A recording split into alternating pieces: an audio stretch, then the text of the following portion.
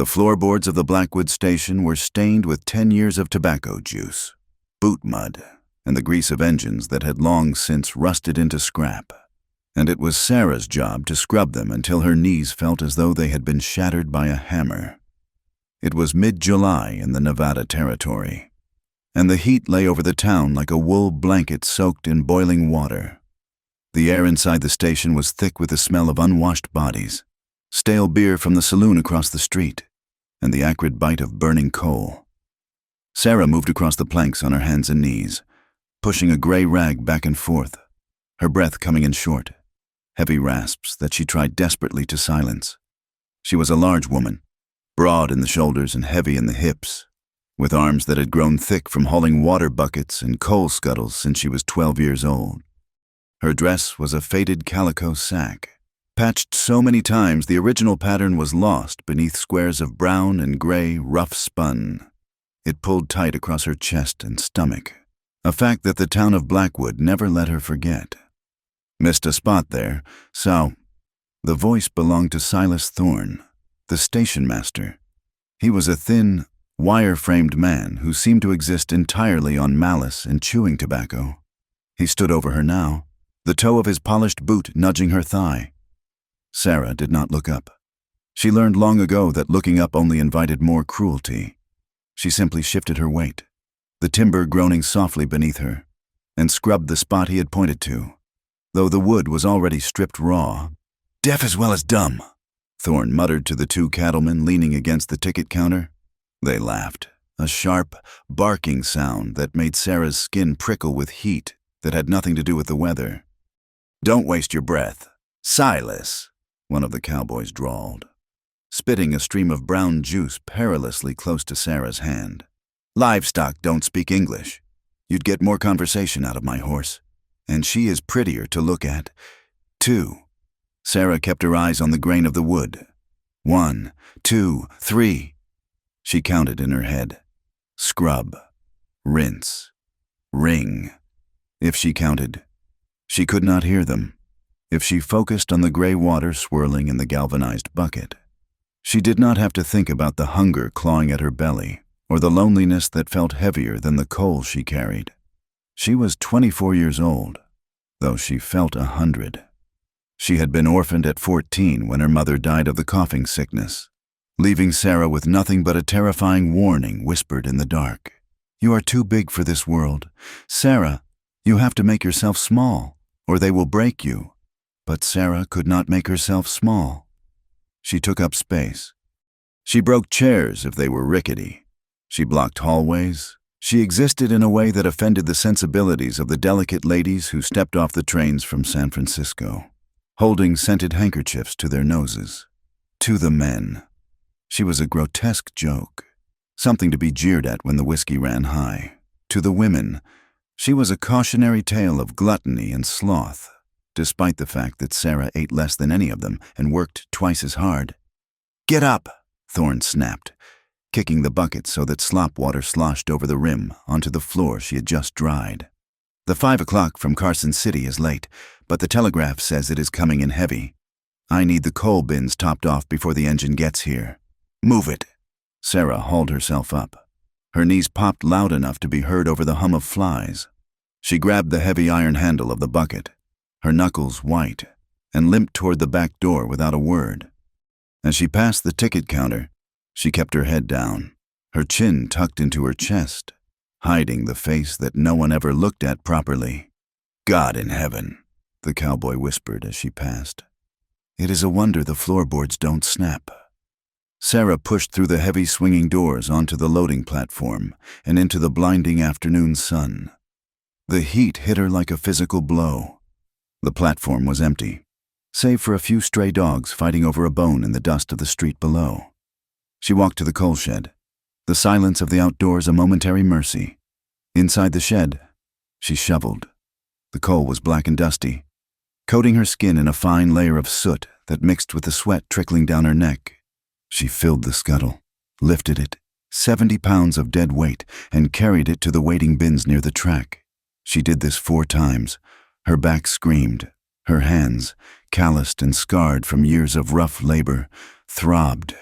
She was invisible. That was the truth of her life.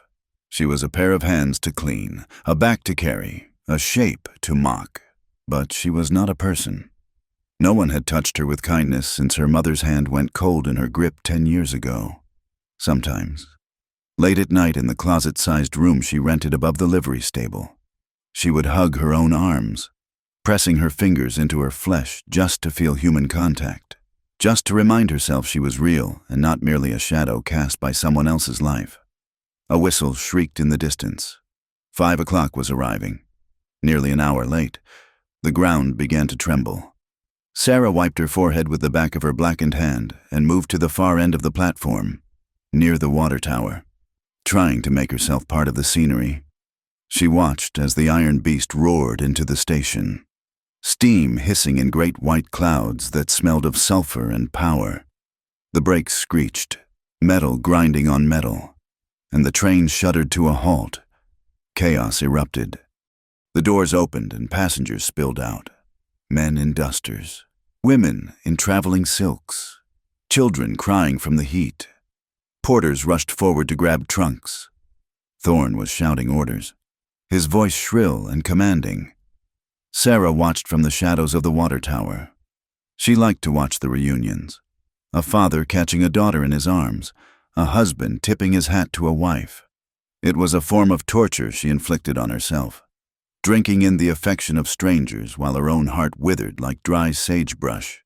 Then she saw him. He did not come through the passenger doors. He stumbled out from between two freight cars near the rear of the train, where the shadows were deepest.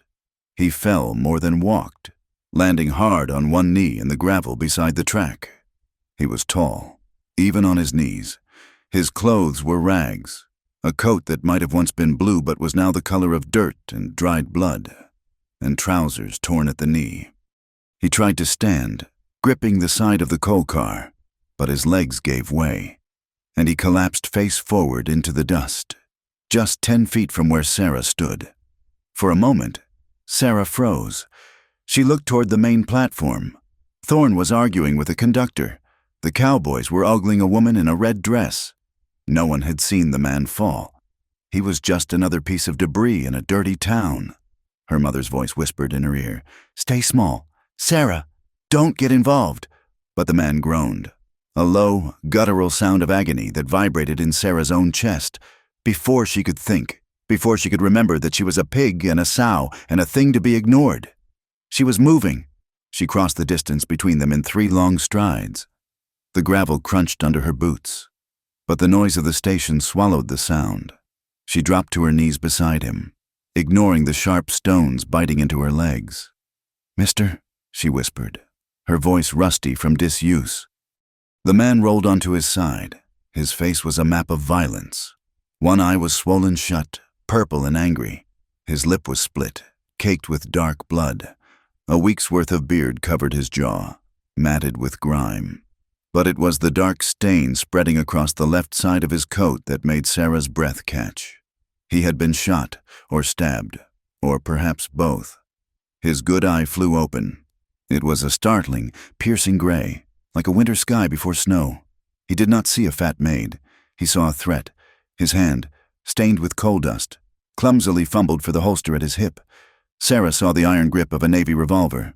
He was armed, and he was terrified. "Easy," she said, the words slipping out soft and steady, a tone she used on the spooked horses at the livery. She did not pull away. She reached out and placed her large, warm hand over his trembling one, stopping him from drawing the weapon. "You pull that iron, and they will hang you before the sun goes down. Thorne is looking for a reason to shoot something today." The man blinked, his focus swimming. He looked at her hand covering his, her skin rough, nails broken, wrist thick and strong. He did not flinch. He did not pull his hand away as if her touch were a contagion. He simply lacked the strength to fight her. "Help!" he rasped. The word was a bubble of blood on his lips. "Hide me." Sarah looked back at the platform. Thorne was pointing toward the baggage car. Moving this way, if he found a vagrant, especially a wounded armed one, he would call the sheriff. The sheriff in Blackwood was a man who believed a rope was the cure for all ailments. particularly poverty. Sarah made a choice. It was a terrified, foolish choice. The kind that could get her fired or whipped, but she made it anyway. "Can you stand?" she asked. He shook his head weakly. "Then I will carry you," she said. She did not wait for permission.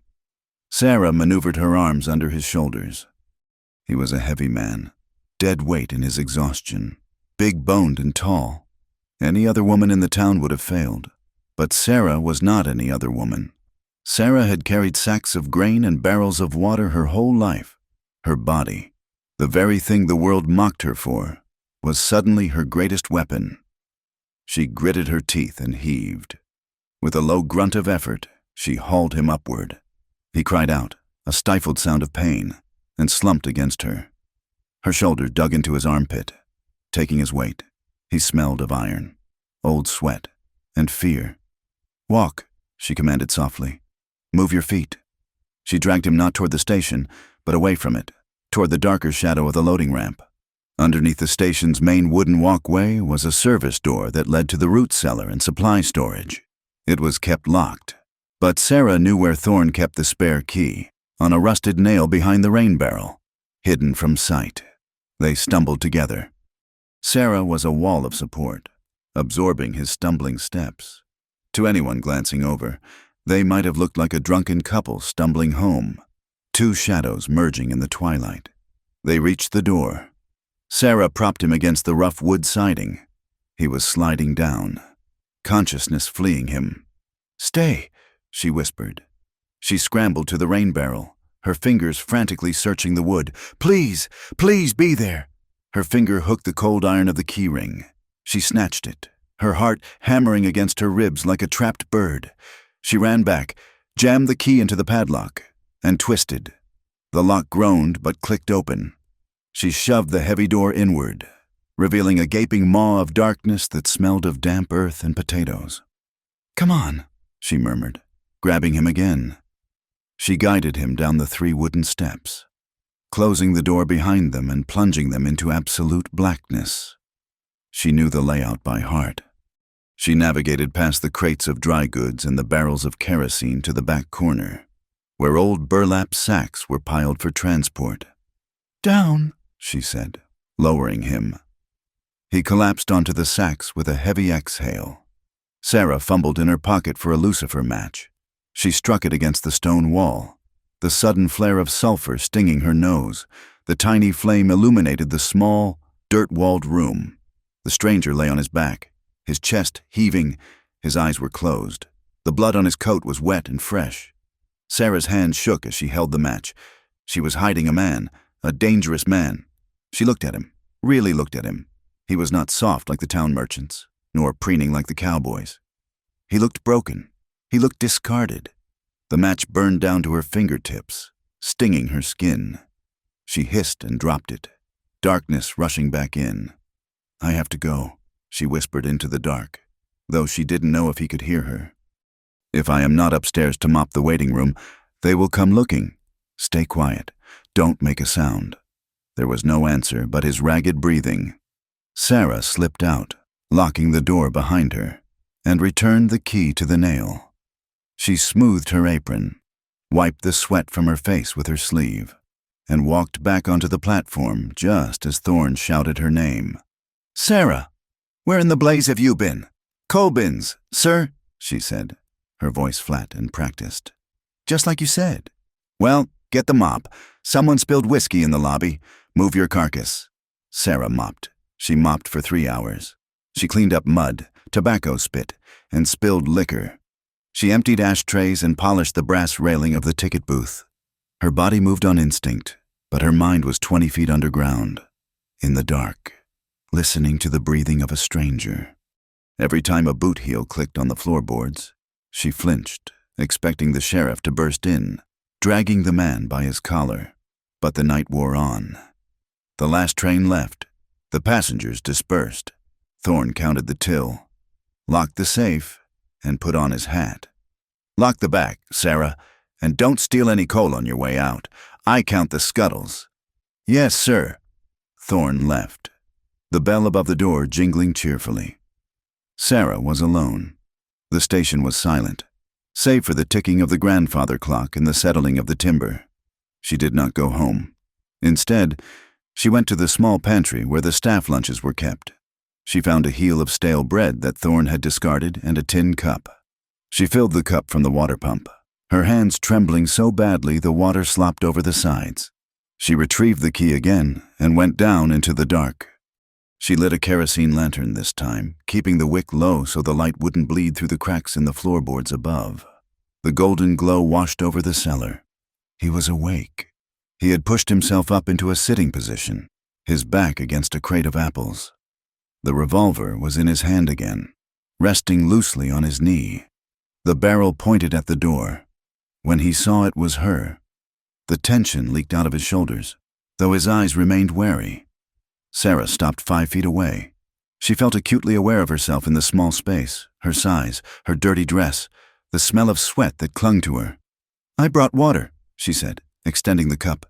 He holstered the gun, a gesture of trust that shocked her, and reached out. His hand shook violently. He couldn't hold the cup steady. Sarah stepped closer. She knelt beside him, the dirt floor hard against her knees. She took the cup and held it to his lips. "Slow," she instructed, "or you will sick it up." He obeyed, drinking in small, desperate gulps. Water ran down his chin, cutting tracks through the grime on his beard. When the cup was empty, he leaned his head back against the crate, closing his eyes for a moment. "Thank you," he whispered. His voice was rough, like stones grinding together. "I brought bread, too," Sarah said, holding out the crust. "It is stale. I am sorry." He opened his eyes and took the bread. He did not look at it with disdain. He ate it like a starving wolf, tearing off pieces and swallowing them almost whole. Sarah watched him, her hands resting in her lap. She waited for the moment when he would really see her. She waited for the sneer. She waited for the look that said, "Why is this fat creature touching me?" She braced herself for it, pulling her shoulders in, trying to make herself smaller in the flickering light. He finished the bread and wiped his mouth with the back of his hand. Then he looked at her. He looked at her hands, red and chapped. He looked at the patches on her dress. He looked at her face, her wide cheeks, her pale eyes, the stray lock of hair that had escaped her bonnet. He studied her, but there was no disgust in his gray eyes. There was only a slow, burning curiosity. He looked at her as if he were trying to solve a puzzle. He looked at her as if she were solid, as if she were real. "You carried me," he said. It wasn't a question. "Yes," Sarah replied, her voice barely audible. "That was a risk." "Yes." "Why?" Sarah looked down at her hands. "Why? Why save a man who would likely mock her once he was well? Why risk her job, her only means of survival? For a stranger? Because you fell," she said simply. "And no one else was looking." A silence stretched between them. It was not the heavy, judgmental silence she was used to. It was a quiet thing, shared and fragile. "I am Eli," he said. Sarah looked up, startled. He was offering his name. A trade. "Sarah," she answered. "Sarah," he repeated. He said it softly, without the sharp edge of mockery she usually heard. He said it like it was just a name, like it might even be a gentle one. He shifted, wincing as pain shot through his side. "I can't pay you. Sarah, I have nothing but this gun and the clothes on my back." "I did not ask for payment. I know." He watched her, his gaze intense. "That is why I am telling you. I have never met anyone who didn't ask for payment." Sarah felt a flush rise up her neck, heating her face. She felt exposed, yet strangely safe. "You are hurt badly," she said, gesturing to his coat. "I'll live. I just need rest, a day, maybe 2. "If they find you." "They won't," he said, his voice hardening slightly. "Not if I stay quiet." He looked around the cellar. "This is a good hole. Safe." He looked back at her, and his expression softened again. "You should go. If you stay down here too long, you will be missed." Sarah nodded. She stood up, her knees protesting. She didn't want to leave. standing here in the dirt and the dark with a bleeding man. She felt more human than she had in 10 years. "I will bring more water in the morning," she said. "And food, if I can steal it without Thorne seeing." "Sarah," he said, stopping her as she turned to the door. She paused, looking back. The lantern light cast deep shadows across his face, making him look like a fallen angel carved from granite. "You saw me," he said, "when I fell. Thank you for not looking away." Sarah felt a lump form in her throat, hot and aching. She nodded, unable to speak. She climbed the stairs and locked the door behind her. That night, Sarah lay on her narrow cot in the room above the livery stable. The air was stifling, smelling of horse manure and dry hay. Usually, she cried herself to sleep, the shame of the day weighing on her chest like an anvil. But tonight, her eyes were dry. She lay on her back, staring at the water stains on the ceiling. She could still feel the weight of him in her arms. She could still feel the ghost of his hand brushing hers when she offered the cup. "Sarah," he had said. He hadn't called her girl, or maid, or sow. He hadn't looked through her. He had looked at her, and he had seen a woman who was strong enough to carry him. For the first time in her life. The silence of the room did not feel empty. It felt like a secret she was keeping. It felt like a promise. She closed her eyes, and for the first time in years, she did not dream of being small. She dreamed of gray eyes watching her from the dark. And in the dream, she did not look away. The memory always began with the smell of wood smoke and the screaming of horses, a chaotic symphony that drowned out the low rumble of thunder rolling across the Missouri plains. It was October of 1864, and the war was less a noble crusade and more a butchery of neighbors. Eli lay twitching on the burlap sacks in the cellar, but his mind was 500 miles away, and 6 years in the past, standing in the mud outside a small Baptist church in a town whose name he had tried to scrub from his soul with whiskey and silence. In the dream, the rain was freezing cold, slicking the coats of the men in his company. They were Union cavalry, or at least they wore the blue. But the eyes of Captain Vance were hollowed out by a cruelty that belonged to no flag. They had ridden into the settlement at dawn, hunting bushwhackers, but they had found only old men, women, and children shivering in the pews of the church. "Burn it," Vance had ordered, sitting high on his bay mare, looking bored. "Burn it all. Flush the rats out." Eli, a sergeant then, with stripes on his sleeve and a foolish belief in honor, had ridden forward. He could feel the phantom weight of the reins in his hands even now, in the dark of the cellar. "There are no fighters here, sir," Eli had said, his voice cracking over the wind. "Just families. If we burn the shelter, they will freeze before nightfall." "They are sympathizers. Sergeant," Vance spat, lighting a cigar with a hand that did not tremble. "And you are questioning a direct order." "I am questioning murder," Eli had shouted, wheeling his horse around to block the soldiers advancing with torches. "I will not let you do this. We are soldiers, not executioners."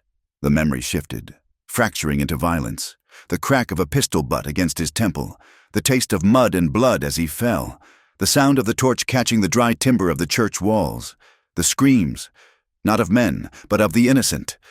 Eli had tried to rise, tried to lift his Navy Colt to stop them, but 3 of his own men he had shared coffee and hardtack with, were upon him. They beat him until the world turned gray, stripping him of his rank, his dignity, and his coat.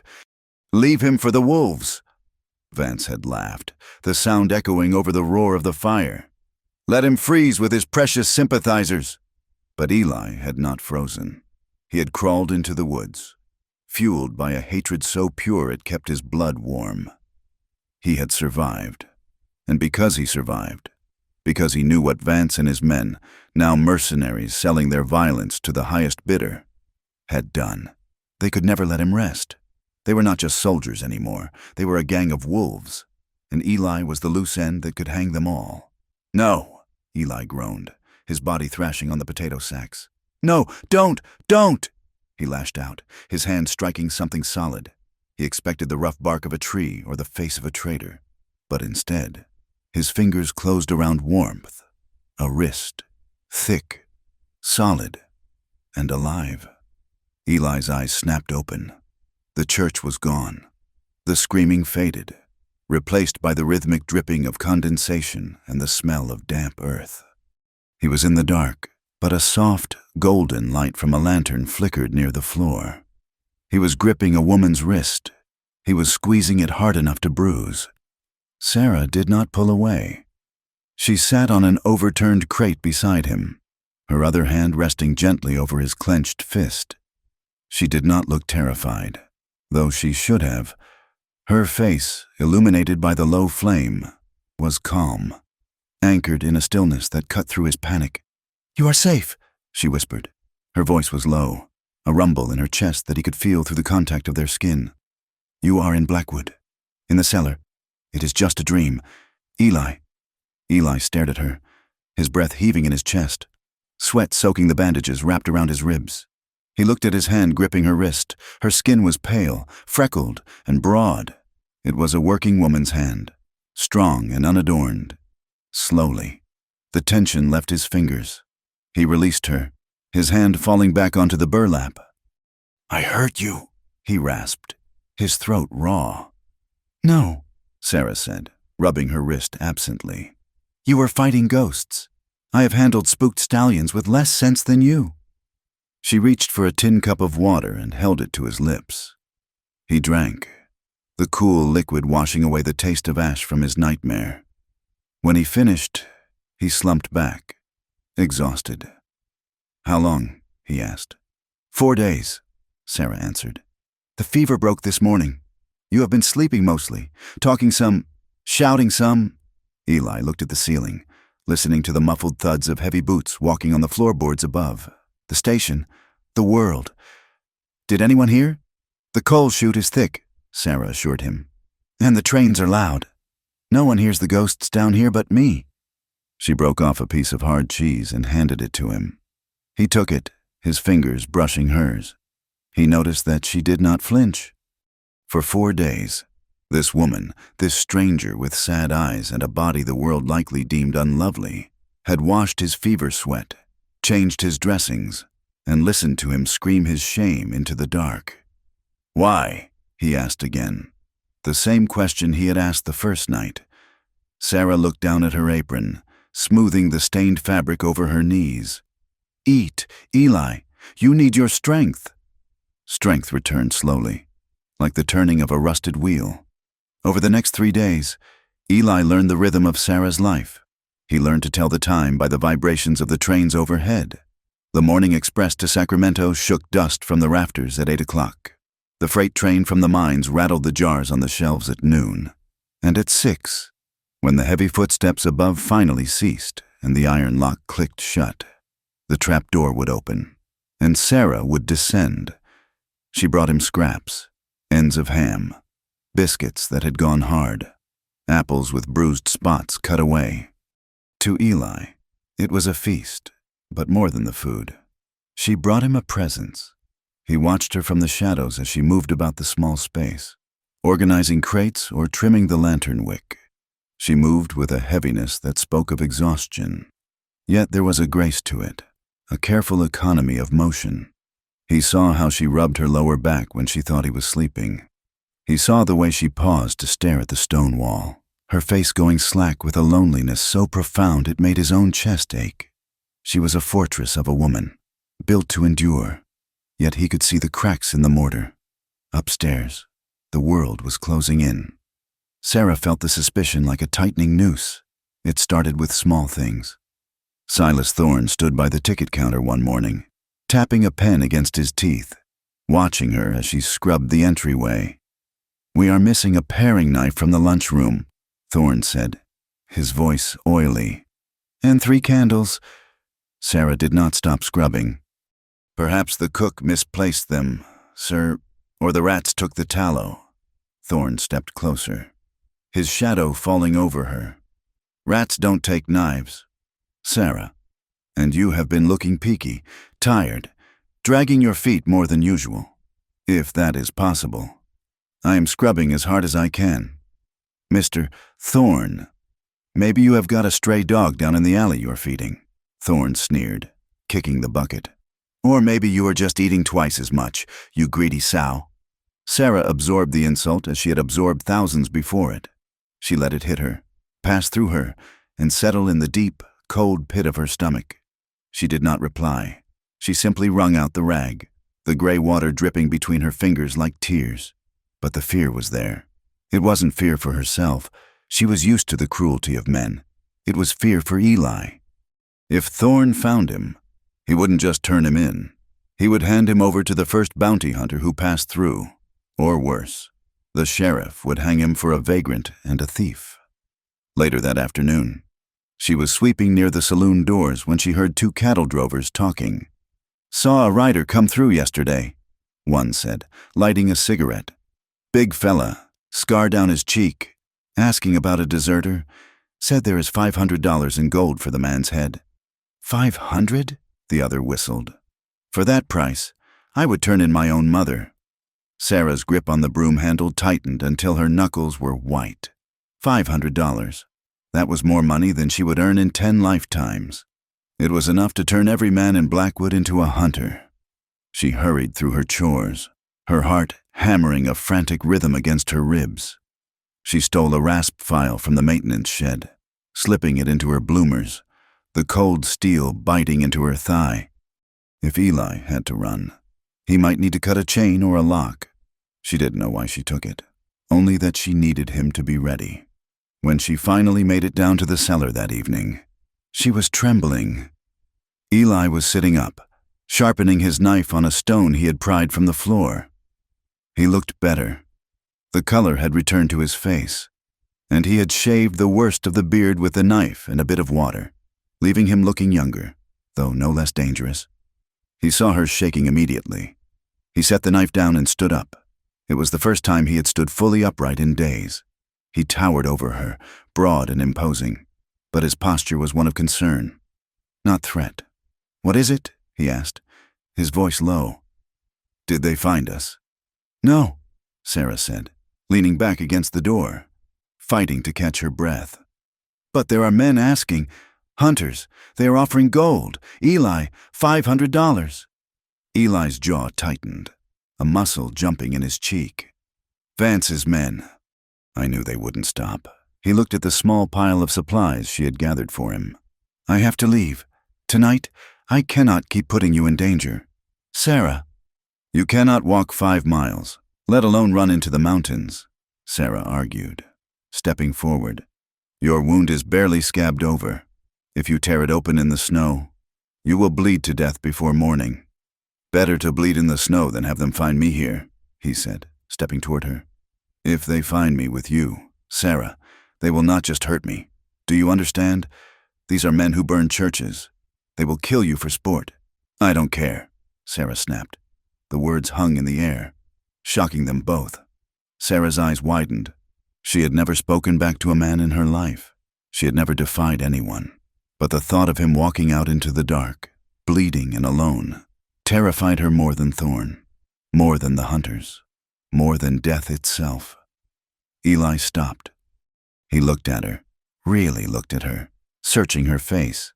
"Why?" he asked again. "Why do you care? You don't know me. I am a stranger who brought nothing but trouble to your door." Sarah turned away, unable to bear the intensity of his gaze. She walked to the crate where the lantern sat and pretended to adjust the flame. "Because," she whispered, "that is not an answer." "Because I am tired of being alone," the confession tore out of her, raw and jagged. She turned back to face him, her hands balling into fists at her sides. "Because I have walked through this town for 10 years, Eli, and no one sees me. I am the ghost. I am the thing they wipe their boots on. But you," her voice broke, "you look at me. You see me." She took a shuddering breath. "If you leave, I go back to being nothing. I go back to the silence, and I don't think I can bear it anymore." Eli stared at her. The silence stretched, thick and heavy. But it wasn't empty. It was charged with the sudden, terrifying intimacy of truth. He moved then. He crossed the small space between them, his boots scuffing softly on the dirt, He stopped just inches from her. He did not touch her, but she could feel the heat radiating from his body. "Sit down, Sarah," he said softly. It was not a command. It was an invitation. Sarah sank onto the potato sack, her legs suddenly unable to hold her. Eli sat across from her, close enough that their knees almost touched. "Tell me," he said. "Tell me about the silence." And she did. She didn't know where the words came from. Perhaps they had been storing up inside her for years, waiting for a crack in the dam. She told him about her mother, dying in the boarding house bed, coughing up blood and fear. She told him about the first time a boy had thrown a rock at her and called her a heifer. She told him about the hunger, not for food, but for a kind word, a hand on her shoulder, a smile that didn't have a sharp edge. "They call me a pig," she whispered, looking down at her lap, shame burning her cheeks like acid. "Thorn, the cowboys, even the children, they say I am useless.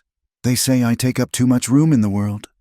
She gestured vaguely to her body, her wide hips, her thick arms, the softness of her stomach beneath the rough dress. "I am ugly.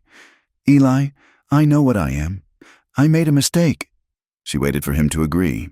She waited for him to offer some polite, empty platitude like, "You have a kind heart," or "Beauty is on the inside."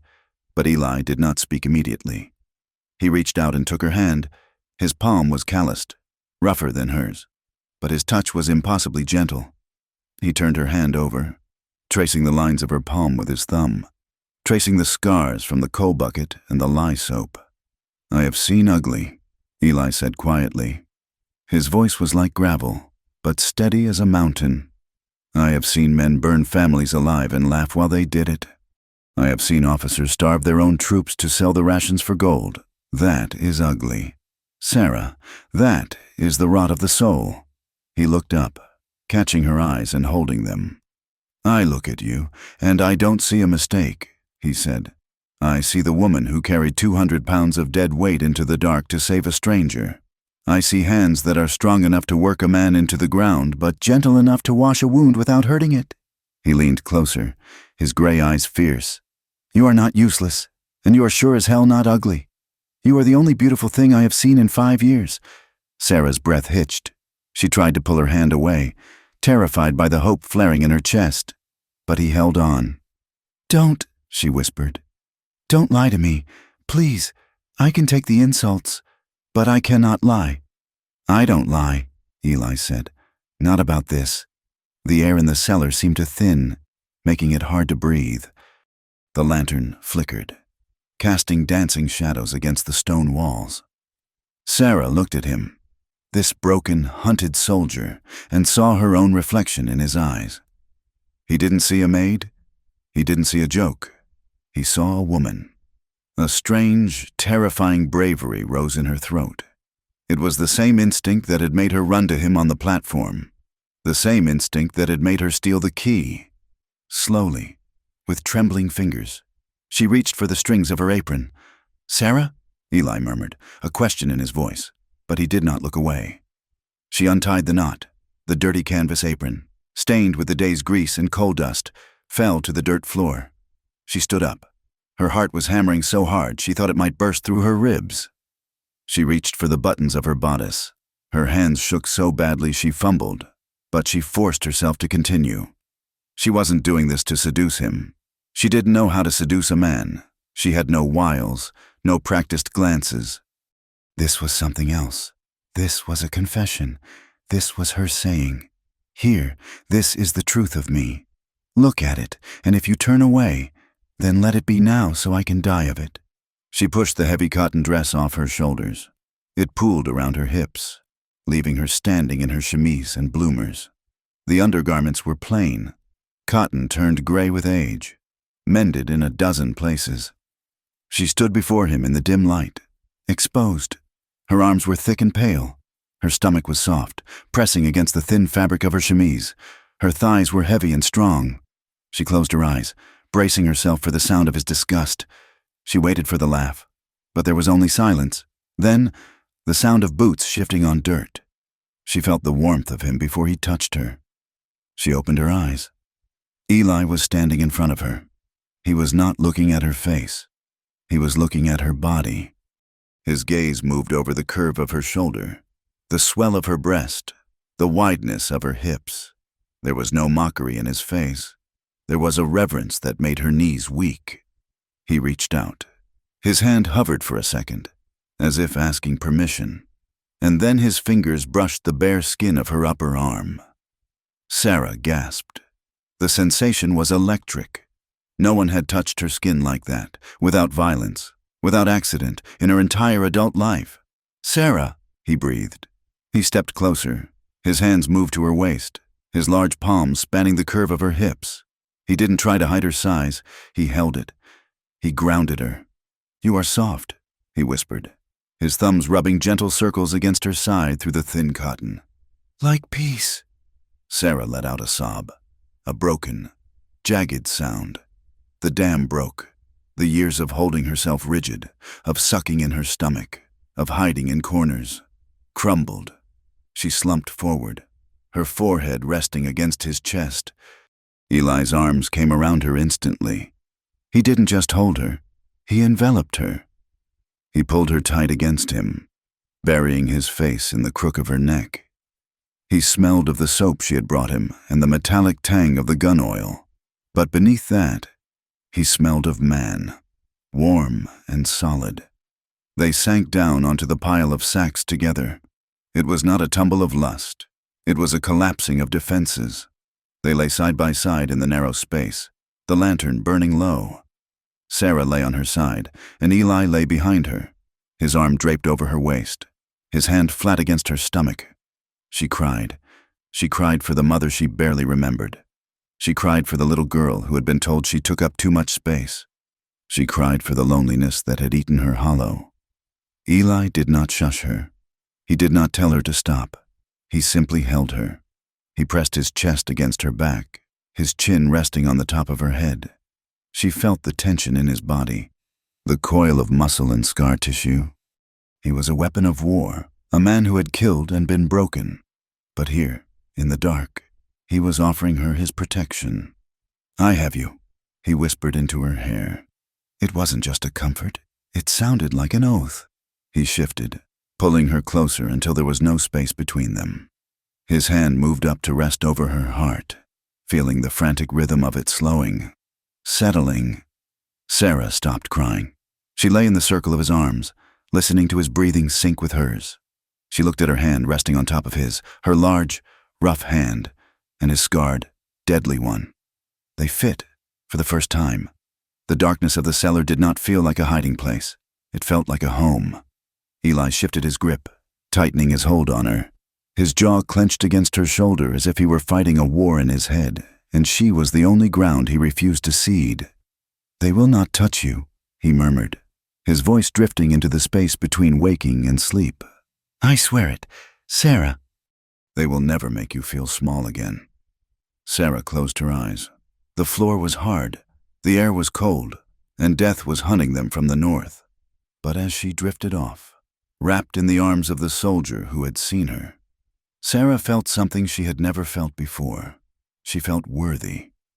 The three riders arrived in Blackwood not on the train, but on horseback, drifting in from the east like a storm front that promised hail.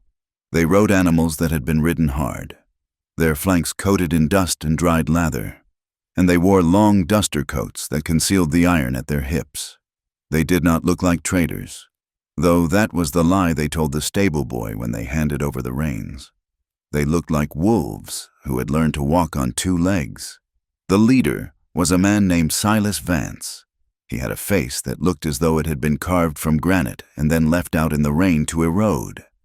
His eyes were empty things, devoid of any light save for the reflection of the gold coins he spun between his knuckles. They made straight for the sheriff's office. Sheriff Miller was a man whose morality had rotted away years ago, leaving behind only a thirst for whiskey and a deep, abiding laziness. He sat with his boots up on the desk, cleaning his fingernails with a knife, when Vance kicked the door open. "We are looking for a man," Vance said, his voice sounding like gravel crushed under a boot heel. "A deserter, a traitor to the Union, tall, dark hair, bleeding from the side. Miller did not take his boots down. Half the men in this territory are bleeding from somewhere, friend, and the other half are traitors. Vance stepped forward and dropped a heavy leather pouch onto the desk. It hit the wood with a solid, heavy thud of gold. $500, Vance said. For the man, or for the one who tells us where he is. Miller's feet dropped to the floor. He opened the pouch, the yellow gleam reflecting in his greedy eyes. $500 was more than he earned in 3 years. It was enough to buy a ranch in Oregon. It was enough to buy a new life. I haven't seen him, Miller said, his voice suddenly eager. But I will turn over every rock in this town until I do. What is the name? Eli, Vance said. And don't worry about bringing him in alive. The reward stands for the corpse. Just as long as I can see the face. Outside, the wind picked up, rattling the windows of the station where Sarah was on her knees, scrubbing the floor. She did not know that death had just bought a badge. She only knew that her heart was beating a strange, terrified rhythm against her ribs. A rhythm that had nothing to do with fear and everything to do with the man hiding beneath her feet. In the cellar, the air had changed. The damp, earthy smell of potatoes and coal was still there, but it was now mixed with the scent of life. It smelled of the lye soap Sarah used to wash Eli's shirt, of the coffee she snuck down in a tin flask, and of the man himself, a scent of salt and skin that made Sarah dizzy when she breathed it in. It had been 10 days since Eli arrived. His wound was knitting together, the angry red edges turning to a dull pink scar. He was moving better, the limp less pronounced, though he still hissed through his teeth when he turned too quickly. Sarah sat on an overturned bucket, watching him. Eli was sitting on the cot she had fashioned from grain sacks, holding her left boot in his hands. The sole had begun to separate from the leather upper, flapping open like a hungry mouth every time she took a step. She had meant to tie it with twine, but Eli had insisted. A soldier walks nowhere without good boots, he had said, taking the needle and heavy thread she used for mending flour sacks. Now, he worked with a focused intensity, pushing the needle through the tough leather. His brow furrowed in concentration. His hands, so large and capable of violence, were impossibly deft. There, he said, tying off the knot and biting the thread with his teeth. He handed the boot back to her. That should hold until winter. At least. Sarah took the boot. Her fingers brushed his. The contact sent a jolt through her that she felt in her toes. Thank you, she whispered. I have never had anyone mend things for me. Usually, I just wait until they fall apart. You mend things for everyone else, Eli said, watching her pull the boot onto her foot. You mend the floor. You mend the clothes. You mended me. Sarah looked down, hiding her flush. That is my job. I am paid to clean. You weren't paid to save my life, Eli countered softly. He stood up and walked to the small basin of water she kept in the corner. He washed his hands, then turned to face her. The cellar felt very small suddenly. Stand up, Sarah, he said. Sarah hesitated. She felt safe when she was sitting. She felt smaller. When she stood, she felt like a giantess, a looming shape that took up too much air. But she obeyed. She stood, smoothing her apron over her hips, keeping her eyes on the middle button of his shirt. Look at me, he commanded, but the order was wrapped in velvet. She lifted her eyes. Your hair, he said. It is always pulled back so tight. Does it hurt? It keeps it out of the way, Sarah mumbled, touching the severe bun pinned at the nape of her neck. Mister, Thorne says loose hair is for whores and children. Thorne is a man with a soul the size of a withered pea, Eli said. Take it down. Eli, I cannot. Please. Her hands went to the pins. They were shaking, one by one. She pulled them out, dropping them into her apron pocket, her hair, heavy and thick, uncoiled like a spring. It fell past her shoulders, a cascade of dark brown waves that reached the middle of her back. She felt naked. She felt exposed, without the severe style pulling her face taut. She felt soft, unhidden. Eli took a step closer. He reached out and took a lock of her hair between his fingers, rubbing the strands. "Beautiful," he murmured. Sarah flinched. The word felt like a slap. Don't make fun." "I have told you," Eli said, his voice dropping an octave. "I do not lie." He stepped in, closing the distance. He was looking at her not as a friend, not as a patient, but as a man looking at the only water in a desert. "You are beautiful. Sarah, you are strong and soft all at once. Every time you come down those stairs, the air in here gets easier to breathe." Sarah's breath hitched. She wanted to believe him. God! She wanted to believe him more than she wanted food or air. She wanted to believe that she wasn't a monster, that she wasn't a mistake. "I am fat," she whispered, the words a final, desperate defense. "I am heavy. I am not like the girls in the magazines." "Good," Eli said. He brought his hand up to cup her cheek. His thumb brushed her lower lip. "I don't want a paper girl," he said. "I want a woman." The hunger hit them both at the same time. It wasn't a gradual swell. It was a dam breaking. Eli lowered his head and kissed her. It was not a tentative kiss. It was desperate.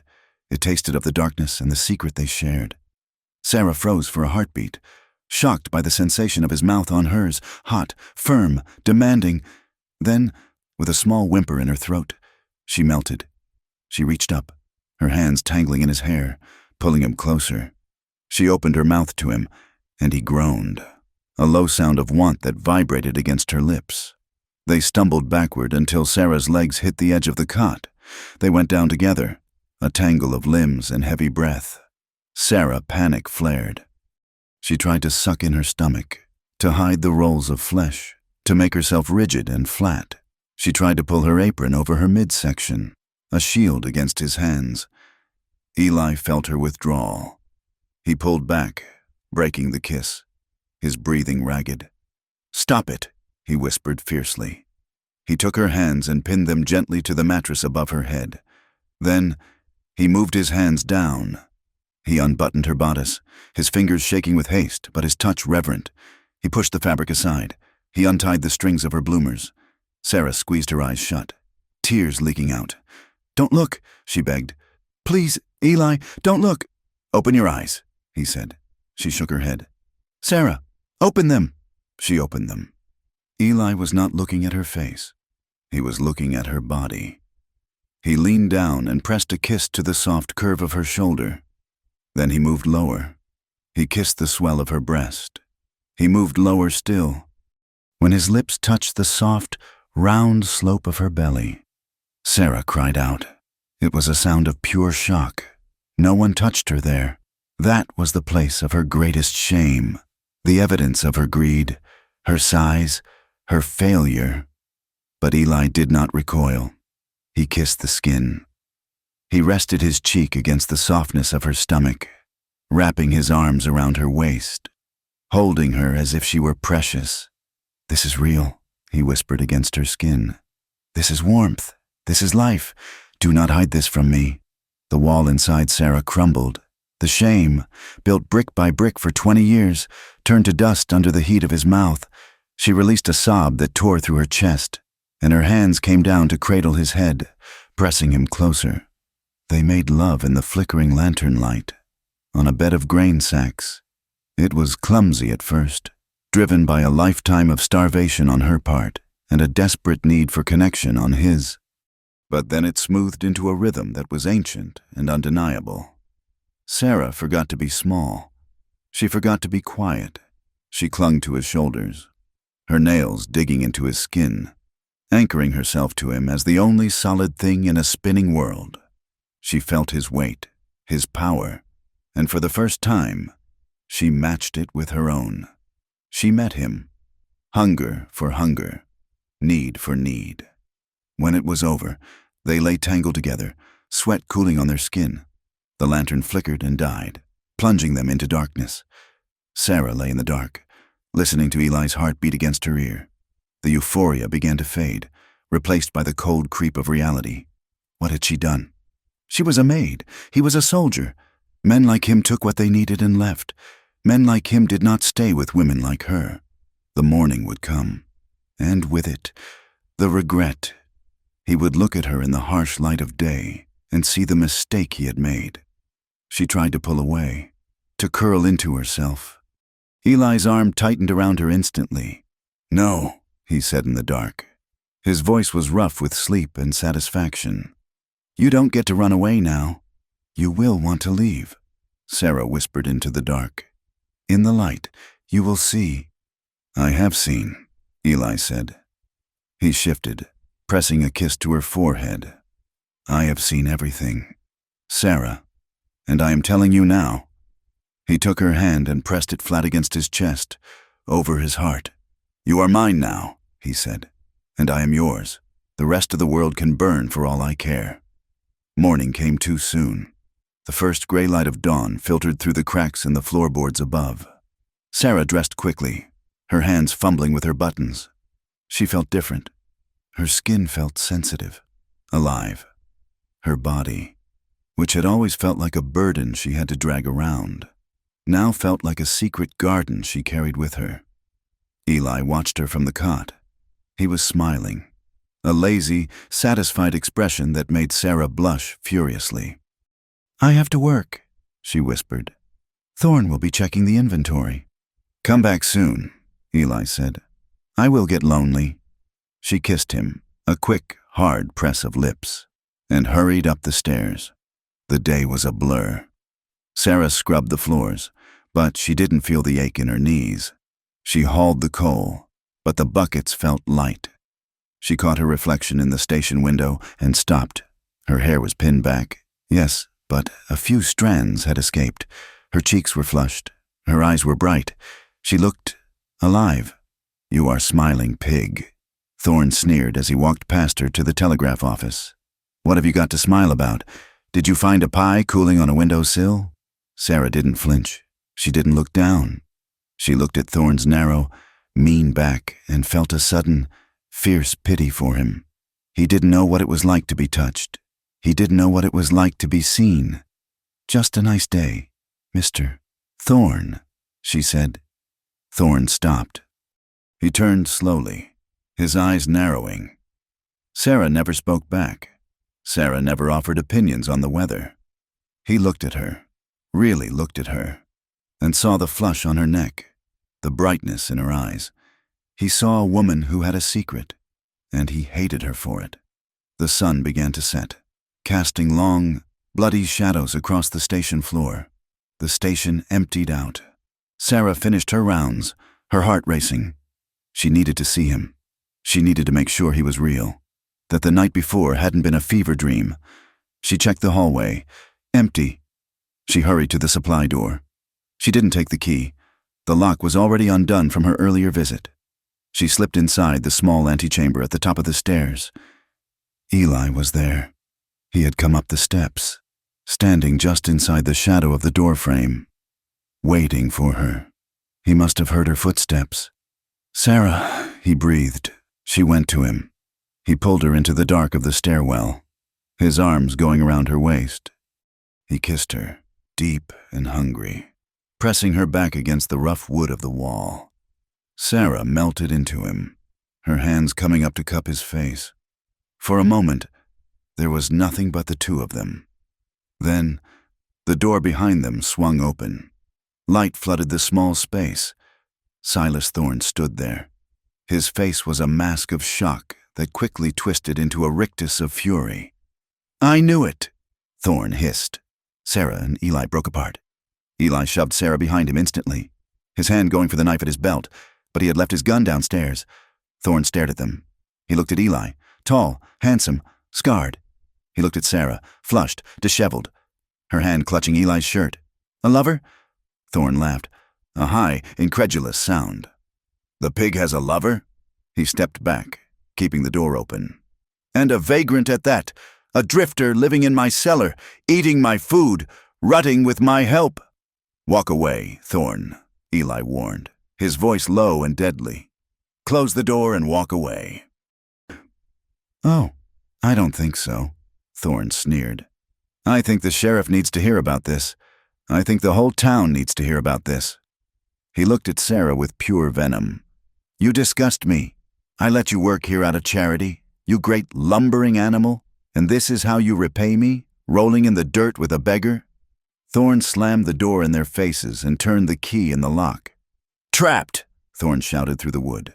"Stay right there, lovebirds. I'm going to get some help to drag you out." "Damn it!" Eli swore.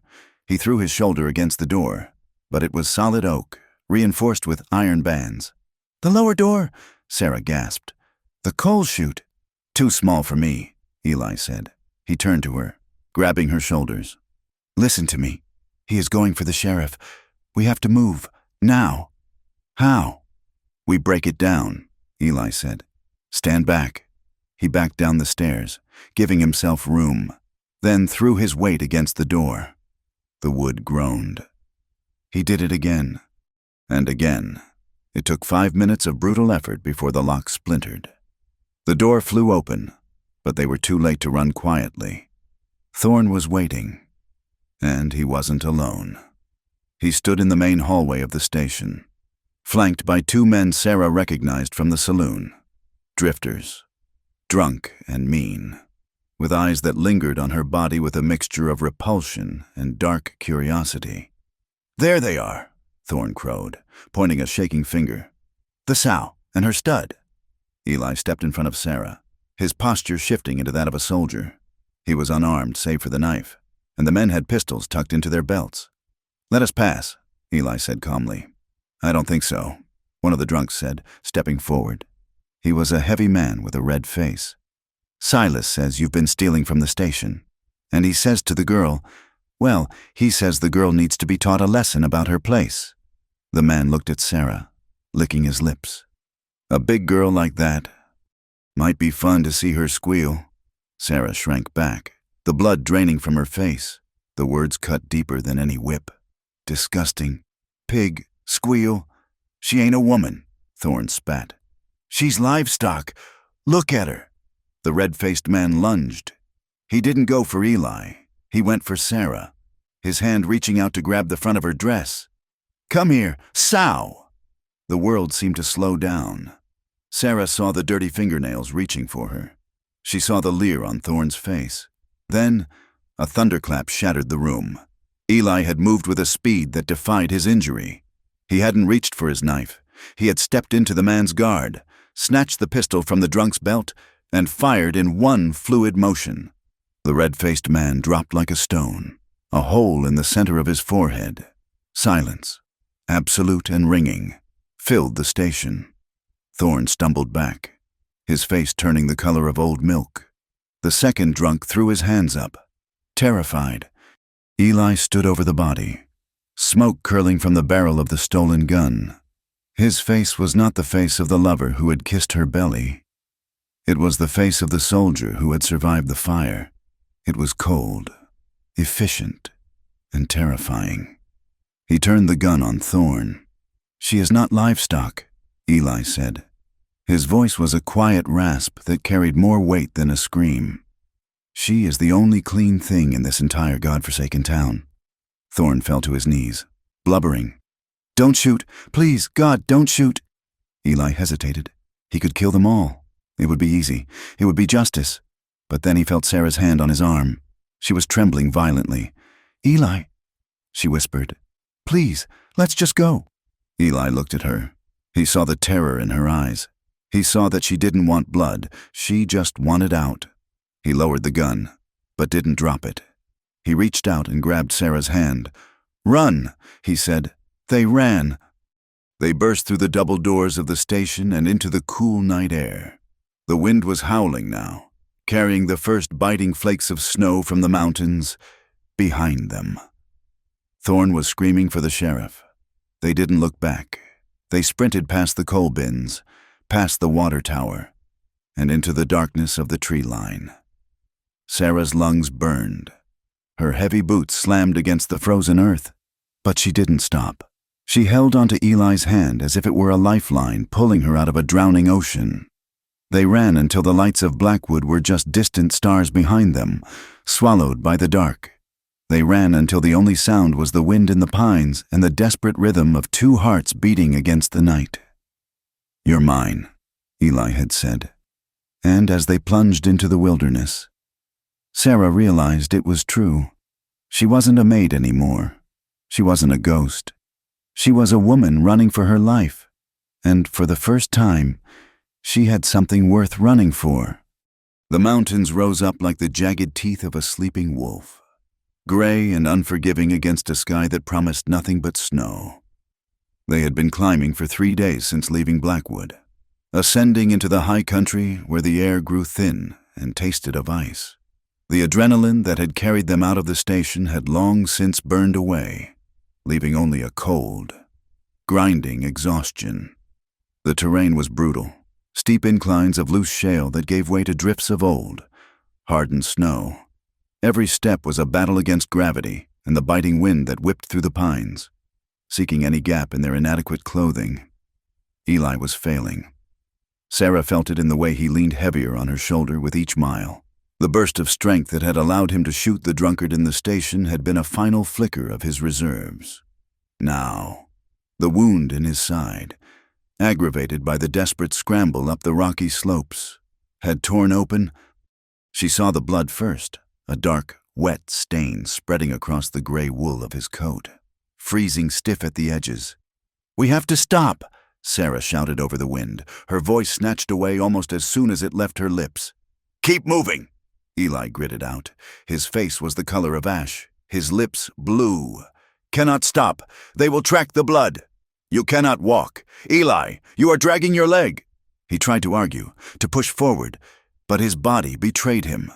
His knees buckled, and he went down hard into a snowbank, a groan of pure agony tearing from his throat. Sarah dropped the heavy canvas sack of supplies they had stolen from the station's outbuilding, a meager haul of dried beef, beans, and a few blankets, and fell to her knees beside him. "Eli!" He was burning up. Even through the freezing wind, she could feel the heat radiating from him. The infection was back, a relentless fire consuming him from the inside out. She looked around desperately. The sun was dipping below the peaks, painting the snow in shades of violent violet and bruised blue. To stay in the open was a death sentence. "Up," she commanded, grabbing him under the arms. She was exhausted, her own legs trembling from the climb, but panic gave her a strength she did not know she possessed. "Get up, soldier. I did not drag you this far to let you die in a snowdrift." She half carried, half dragged him another 300 yards toward a fissure in the rock face she had spotted earlier. It was a shallow cave, barely more than an indentation in the granite, but it was dry and protected from the wind. She lowered him onto the cold stone floor. He was shivering now, violent tremors that rattled his teeth. "Cold," he mumbled, his eyes unfocused. "So cold." Sarah moved with a frantic efficiency. She gathered dead wood from the scrub brush near the entrance, her fingers numb and clumsy. She built a small fire near the mouth of the cave, shielding the flame with her body until the kindling caught. Smoke curled up, acrid and comforting. She stripped the coat from him, then the shirt. The bandage she had applied days ago was soaked through. The wound was angry, the skin around it tight and hot. "I have to clean it," she said, her voice shaking. She had no alcohol. She had no medicine. She had only snow, which she melted in their tin cup over the fire, and a strip of her own petticoat. She washed the wound as best she could, ignoring his sharp intakes of breath. Then she took the knife, the one he had used to kill the man in the station, and held the blade in the fire until the metal glowed dull red. "Eli," she said softly, "I have to cauterize it. The bleeding won't stop." He looked at her, his gray eyes clearing for a brief, terrifying moment. He nodded. "Do it!" She pressed the hot steel to his skin. He screamed. It was a raw, animal sound that echoed off the canyon walls. Sarah sobbed, tears freezing on her cheeks, but she did not pull the knife away until the flesh was sealed. He passed out from the pain. Sarah collapsed back against the cave wall, the knife clattering to the stone. She was shaking as hard as he was. She pulled the blankets over him, then curled her own large body around his, acting as a human shield against the encroaching night. Outside, the wind howled like a living thing, and in the distance, the wolves began to call to one another. For 4 days, Death sat in the corner of the cave, waiting. Eli burned with fever. He thrashed in his sleep, muttering names Sarah did not know, names of dead men, names of brothers, names of places where blood had soaked the ground. Sarah did not sleep. She existed in a fugue state of caretaking. She melted snow. She forced water between his cracked lips. She wiped his forehead. She rationed their food with a miser's cruelty. A strip of dried beef for him. A single bean for her.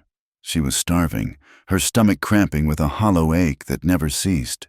But she looked at her own body, the thick thighs, the soft stomach, and told herself she could survive on her reserves. He could not. But as the fever broke on the 5th morning, something in Sarah began to change. She woke to find Eli watching her. His eyes were clear, the glassy sheen of delirium gone. He was weak, unable to lift his head, but he was there. "You stayed," he whispered, his voice a wreck. "I told you," Sarah said, feeding him a spoonful of broth she had made from the beef. "I am yours. I won't leave." But love was not enough to keep them alive. The food was nearly gone. "I have to hunt," Sarah announced that afternoon. She picked up the heavy Colt revolver Eli had taken from the dead man. It was enormous in her hand, heavy and cold iron. She had never fired a gun in her life. She had spent her years wielding mops and brooms, not weapons of war. "Be careful," Eli rasped. "It kicks like a mule. Hold it with 2 hands." Sarah stepped out into the blinding white of the mountain slope. The air was crisp and thin. She walked until her breath burned in her lungs. Scanning the trees, she saw a squirrel perched on a pine branch 20 feet away. She raised the gun. Her arm shook.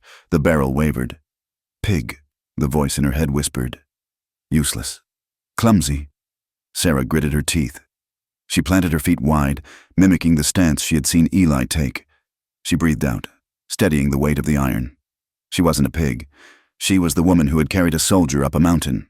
She was the woman who had burned a wound closed with fire. She squeezed the trigger. The gun roared, kicking back hard enough to bruise her palm. The shot went wide, stripping bark from the tree. The squirrel vanished.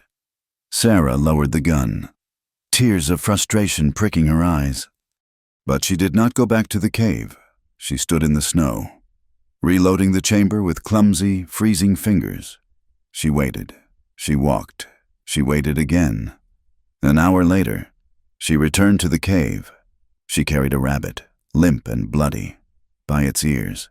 She skinned it with Eli's knife, her hands steady. She roasted it over the fire. When they ate, grease running down their chins. Sarah did not feel disgusting. She felt primal. She felt powerful. Over the next week, as Eli's strength slowly returned, Sarah continued to change. The soft, fearful maid from the station was being carved away by the wind and the work. She chopped wood, the axe swinging with a rhythm that hardened the muscles in her back. She learned to read the map Eli had in his pack, deciphering the contour lines that marked the passes. She was losing weight, her dress hanging looser on her frame. But it wasn't the shrinking she had always prayed for. It was hard. Her legs, once heavy and slow, were now capable of climbing steep ridges without faltering. Her hands were rougher, stained with pine pitch and soot, but they were capable hands. One afternoon, the sun broke through the clouds, warming the air enough to melt the ice on the stream that ran near their cave. "I need to wash," Sarah said. "I smell like smoke and sickness." "I will come watch," Eli said, a ghost of a smile touching his lips. He was sitting up now, carving a new notch into a walking stick. They went to the water. It was freezing, fed by glacial runoff, but the need to be clean was stronger than the cold. Sarah stripped off her dress, her chemise, her bloomers. A month ago, she would have died before letting a man see her like this in the daylight. She would have covered herself, hunching her shoulders to hide her breasts, sucking in her belly. But the mountain had no use for shame. The mountain only cared if you were strong enough to survive it. She waded into the water, gasping as the cold bit her skin. She scrubbed herself with sand and icy water. She stood tall, the sunlight hitting her wet skin, water streaming down the curve of her back. the swell of her hips, the strong columns of her thighs. She turned to look at Eli. He sat on a rock on the bank, the blanket draped over his shoulders. He was not looking at the scenery. He was looking at her with a hunger that had nothing to do with food. "Come out," he said, his voice low. Sarah waded out. She did not reach for her clothes. She walked to him, water dripping from her hair, her skin pale and glowing against the dark rock. She stood between his knees. He looked up at her, his eyes tracing the scars on her hands, the new definition in her arms, the softness that still lingered at her waist. "You saved me," he whispered, reaching out to touch her wet hip. Again and again, "Sarah, you pull me back from the dark. You saved me first," she answered. "You gave me this." She gestured to the wilderness, to the sky, to herself. "No." Eli shook his head. "That was always there. You just needed room to breathe." The desire in his eyes was a physical weight. He pulled her down. They did not make love on the cold ground. They went back to the cave, to the pile of furs and blankets near the fire. This time, it was not frantic. It was not the desperate, fumbling connection of the station cellar. Sarah pushed him back against the furs. "Be still," she whispered. "Let me." She straddled him. She was heavy, she knew, but she no longer cared. She felt the way his hands gripped her thighs, bruising and possessive. She felt the way he looked up at her, like a worshiper looking at an idol. She moved with him, setting the rhythm. She arched her back, the firelight dancing on her skin, throwing her shadow long and tall against the cave wall. She was not hiding her stomach. She was not hiding her face. She was open, vast, and magnificent. "Sarah," he groaned, his head thrown back, his hands clutching her hips. "God, Sarah!" She took everything from him, his pain, his fear, his worship, and she gave him her strength in return. When she cried out, her voice echoing in the small stone chamber, it was a sound of triumph. 3,000 feet below, in the dense tree line of the lower valley. Silas Vance looked down at the body of the trapper lying in the red snow. The man had been old, stubborn, and tight-lipped, but everyone talked eventually, especially when Vance applied his knife to the tender skin beneath the fingernails. "They went up," Vance said, wiping his blade on the dead man's buckskins. "Headed for the high pass. The girl is carrying him. They will freeze." One of his men grunted, looking up at the gray clouds gathering around the peaks. "A storm is coming. A big one." "Good," Vance smiled. A cold, lifeless expression. "The snow will slow them down. We will catch them before they reach the ridge. And when I find Eli, I am going to make him watch while I carve that fat little nurse of his into pieces." He mounted his horse. "Ride. We have a trail." Sarah found the letter 3 days later. They were packing to move. The game in the area was depleted, and the wind had changed, bringing the smell of a deeper, more dangerous winter. They needed better shelter than the shallow cave. Eli remembered an old miner's map he had seen once. There was supposed to be a cabin near the timberline, built by prospectors years ago. Sarah was consolidating their supplies into a single canvas pack. She picked up Eli's worn leather satchel to transfer the few remaining bullets. A folded piece of parchment fell out. It was old, the paper yellowed and brittle, stained with water and dirt. It had been refolded 100 times, the creases worn almost through. Sarah picked it up. She knew she shouldn't read it. It was private. But the handwriting on the front, "To Sergeant Eli Thorne," made her pause. She opened it. "Brother, I hear the army is hunting you. I hear they say you are a traitor. I know this is a lie. I know what Vance is. I know what you are. Come home.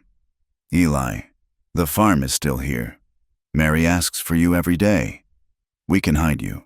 We can fight this in the courts if we have to. Or we can just disappear into the hills like Pa used to. But you have to come home. Do not die out there alone for a mistake that wasn't yours. Please, come back to us. There is nothing for you in the West but ghosts." William Sarah stared at the words until they blurred. "Come home. Mary asks for you. Mary, a sweetheart, a wife. There is nothing for you in the West but ghosts." A cold stone settled in Sarah's stomach, heavier than any hunger she had felt. She looked at Eli. He was standing by the cave entrance, testing his leg, looking out at the horizon. He had a home. He had a brother. He had people who loved him, people who were waiting for him. She looked down at herself. Her dress was ragged, hem torn and muddy. Her hands were cracked and bleeding. She was a maid from a town. She was a temporary savior, a convenience for a desperate man. If he knew he could go back, why would he stay with her? "Sarah?" She jumped. Eli had turned. He saw the paper in her hand. His face went still. He walked over to her, his limp barely noticeable now. It fell out," Sarah stammered, shame flooding her cheeks. "I didn't mean to pry." Eli took the letter from her hand. He looked at it for a long moment, his expression unreadable. Then he looked at her. He saw the fear in her eyes, the old fear, the fear that said, "I am not enough." "Who is Mary?" Sarah whispered. "My brother's wife," Eli said. "They were married before the war. He says you can go home. He says they will hide you." "Yes," Eli said. "He wrote that 2 years ago. I have carried it ever since." "Why didn't you go?" Sarah asked, her voice trembling. "If you have a home, if you have family, why are you here, freezing in a cave with me?" She stepped back, wrapping her arms around herself. "You should go. Eli, if you can make it to the rail line in Carson, you can go east. You don't have to be hunted. You don't have to be with who?" Eli interrupted, stepping forward. "With the woman who saved my life? With the woman I love?" Sarah stopped. The word hung in the freezing air. "Love. There is nothing back there for me." "Sarah," Eli said, his voice fierce. He crumpled the letter in his fist. "That farm? It is a graveyard of memories. The man I was when I lived there is dead. He died in that fire with the villagers." He reached out and grabbed her shoulders, pulling her to him. He forced her to look at him. "You think I am staying with you because I have nowhere else to go?" he asked. "You think this is convenient?" He took the crumpled letter and tossed it into the dying embers of their fire. The paper caught instantly, curling into black ash. "I am here because I want to be," he said. "I am here because when I look at you, I don't see ghosts. I see a future. I see the only thing in this world that makes sense." He kissed her forehead. Hard. "There is nothing back there. Only you. You are my home now. Sarah, wherever we are, that is where I live." Sarah leaned into him, the tension draining from her body. She watched the letter burn until it was nothing but dust. She believed him. For the first time, fully and truly, she believed him. They moved out an hour later. The climb was brutal. The air grew thinner, making every breath a labor.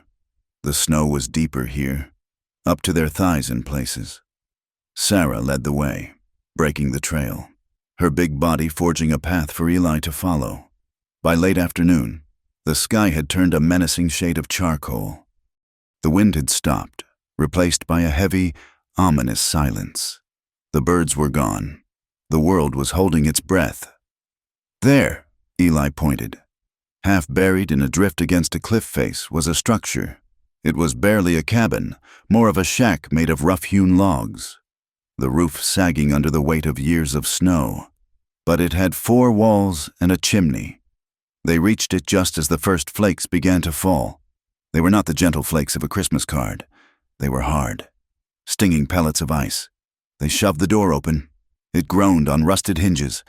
Inside, it was dark and smelled of ancient dust and rodent droppings, but it was out of the wind. There was a stone hearth, a broken table, and a few rotting shelves. "It will hold," Eli said, inspecting the roof. "We can reinforce the door." They worked quickly, driven by the plummeting temperature. They gathered what little wood they could find nearby before the snow became too thick. They chinked the gaps in the logs with mud and snow. By nightfall, the storm had arrived in full fury. The wind screamed around the cabin, shaking the timbers. The snow fell in a blinding white curtain, erasing the world outside. They built a fire in the hearth. It was small, but it pushed back the freezing dark. Sarah sat by the fire, cleaning the revolver. Eli was sharpening his knife. The domesticity of it was strange and terrifying. They were warm, they were together, but they were trapped. Sarah stood up and went to the single small window, wiping away the frost. She looked out into the white void. "If this snow keeps up," she said softly, "we will be buried by morning. We won't be able to leave." "I know," Eli said from the fire. "And the tracks," Sarah added, a knot of dread tightening in her stomach. "Before the snow started, they would have been clear if anyone was behind us." "Vance is behind us," Eli said. He didn't say maybe. He knew. He stood up and came to stand behind her, looking out at the storm. "They will be camped below the ridge," Eli said, "waiting for the weather to break. Or—" he paused. "Or what?" Sarah asked. "Or they are wolves," Eli said grimly. "And wolves hunt best in the snow." As if in answer, a sound cut through the howling wind. It wasn't a wolf. It was the sharp, unnatural crack of a gunshot, distant but unmistakable. Sarah flinched.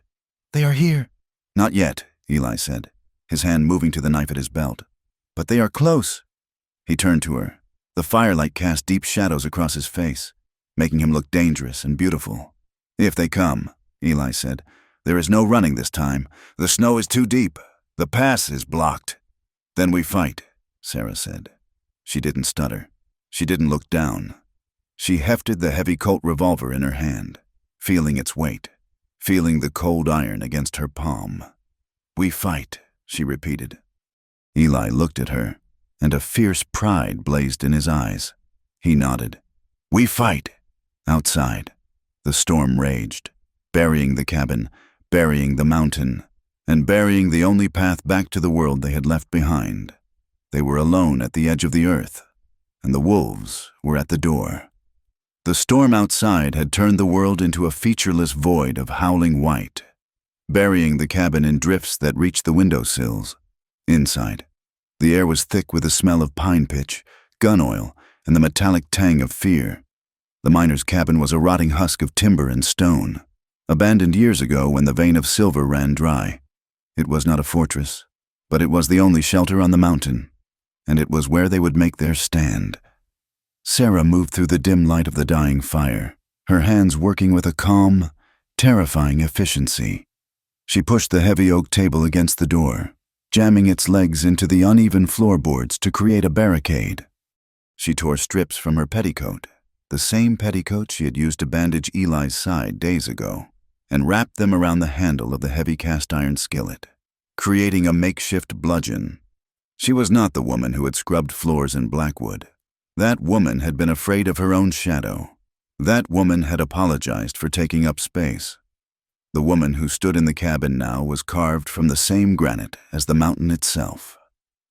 Eli sat by the hearth, his face pale and beaded with sweat, but his hands were steady as he loaded the last of their ammunition into the cylinder of the Colt revolver. He checked the action of the Winchester rifle they had taken from the cabin wall, an old, rusted thing that might blow up in his face as likely as fire, but it was a weapon. "Sarah," he said, his voice low. She stopped stacking firewood against the window and looked at him. "There is a trapdoor," he said, gesturing to the corner of the room where a rotting rug covered the floor. "It leads to the old ventilation shaft for the mine. It is tight, and it drops out into the ravine behind the ridge." "I know," Sarah said. "If they come," Eli continued, his eyes fixing on hers with intense urgency. "You take it. You go down the shaft. You slide to the bottom and you run. You don't look back." Sarah walked over to him. She knelt on the dirt floor, her knees cracking, and took his face in her large, rough hands. "No," she said. "Sarah, listen to me. Vance doesn't want you. He wants me. If you are here when the shooting starts—" "If I am here, I have a gun," she interrupted. "If I am gone, you die alone." "I am a soldier," Eli whispered, frustration and love warring in his tone. "I am used to dying alone. It is what we do."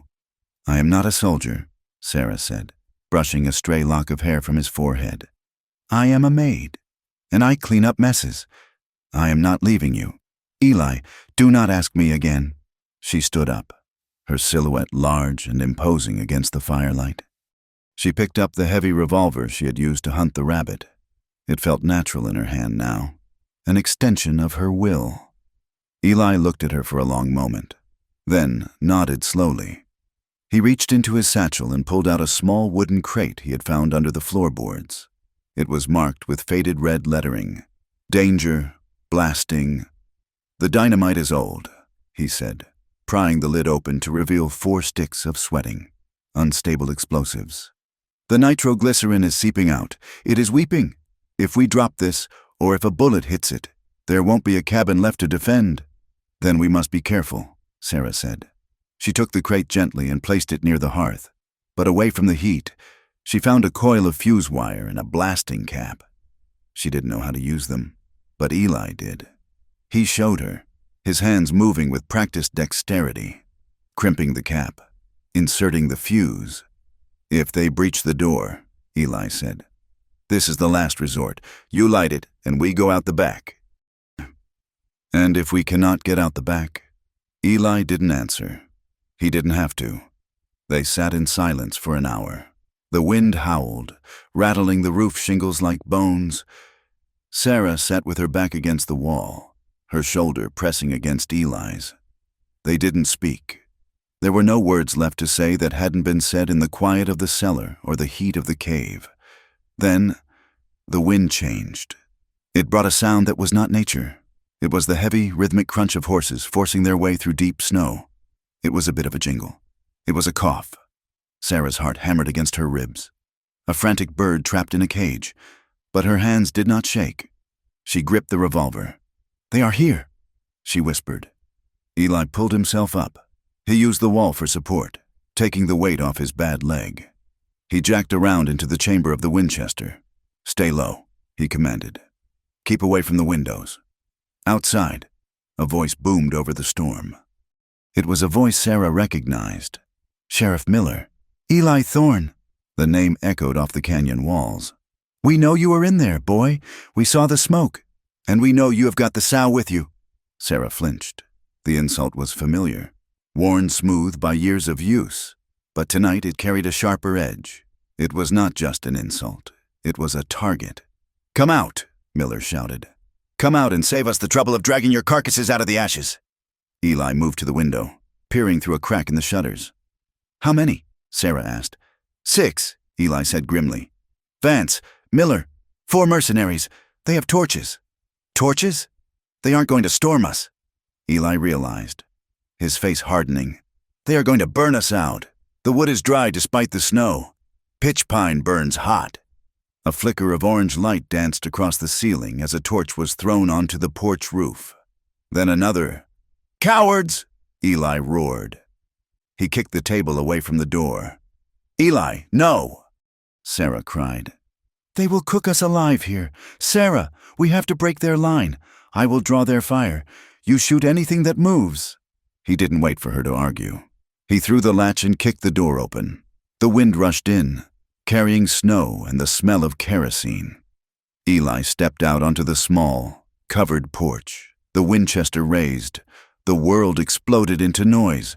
The gang was arranged in a semicircle around the cabin, dark shapes against the white snow. As soon as Eli appeared, muzzle flashes lit up the night like fireflies. Wood splintered around the doorframe. Eli fired. The boom of the rifle was deafening. One of the mercenaries, a man standing near the woodpile holding a torch, jerked backward. He dropped the torch and collapsed into the snow, clutching his chest. One! Eli shouted, working the lever action. He fired again. Another man, crouching behind a boulder, spun around as the bullet took him in the shoulder. Sarah scrambled to the window. She rested the heavy barrel of the Colt on the sill. She saw Sheriff Miller standing near his horse, a pistol in one hand and a bottle in the other. He was laughing. She aimed. She didn't close her eyes. She squeezed the trigger. The gun bucked. The shot went wide, hitting the flank of Miller's horse. The animal reared, screaming, and threw Miller into a drift. Bitch! Miller screamed, scrambling to his feet. Kill the pig! Kill her! Bullets tore through the cabin walls. A lantern on the shelf shattered, showering glass over the floor. Sarah ducked, covering her head, then popped back up. She saw a man rushing the porch, a long knife in his hand. She fired again. This time, her aim was true. The bullet hit the man in the thigh. He went down, howling, the snow turning red around him. "Eli, get back!" Sarah screamed. Eli was reloading. He stood exposed in the doorway, a defiant figure against the darkness. He raised the rifle to fire at Vance, who sat calmly on his horse 30 yards back, watching the slaughter. But Vance was faster. He raised a long-barreled buffalo rifle. There was a crack like thunder. Eli's body jerked as if he had been kicked by a mule. The Winchester flew from his hands. He spun around, blood spraying from his right shoulder, and collapsed backward into the cabin. "Eli!" Sarah dropped her gun and lunged for him. She grabbed him by the collar of his coat and dragged him across the floor, away from the open door where bullets were still chewing up the wood. He was conscious, but his eyes were wide with shock. The bullet had shattered his collarbone. His right arm hung useless. Blood was pumping out, soaking his shirt, pooling on the floor. "My arm," he gasped. Can't shoot." Outside, the firing stopped. "That is it," Vance's voice called out, calm and cold. "He is down. Move in, boys. Finish it." Sarah heard the crunch of boots on the porch. They were coming. They were going to walk in, put a bullet in Eli's head, and then she knew what they would do to her. She looked at the door. She looked at Eli, bleeding out on the floor. She looked at the crate by the hearth. She didn't think so. She moved. She grabbed the bundle of dynamite sticks. She grabbed the fuse Eli had prepared. She jammed the fuse into the cap, her fingers moving with a speed born of pure terror. She thrust the end of the fuse into the embers of the fire. It hissed. A spark traveled down the line. "Sarah?" Eli groaned. "Hold on to me," she commanded. She grabbed him under his good arm and hauled him toward the back of the room, toward the trap door. "Fire in the hole!" she screamed. "A warning not for the men outside, but for the universe." She threw the bundle of dynamite toward the open front door.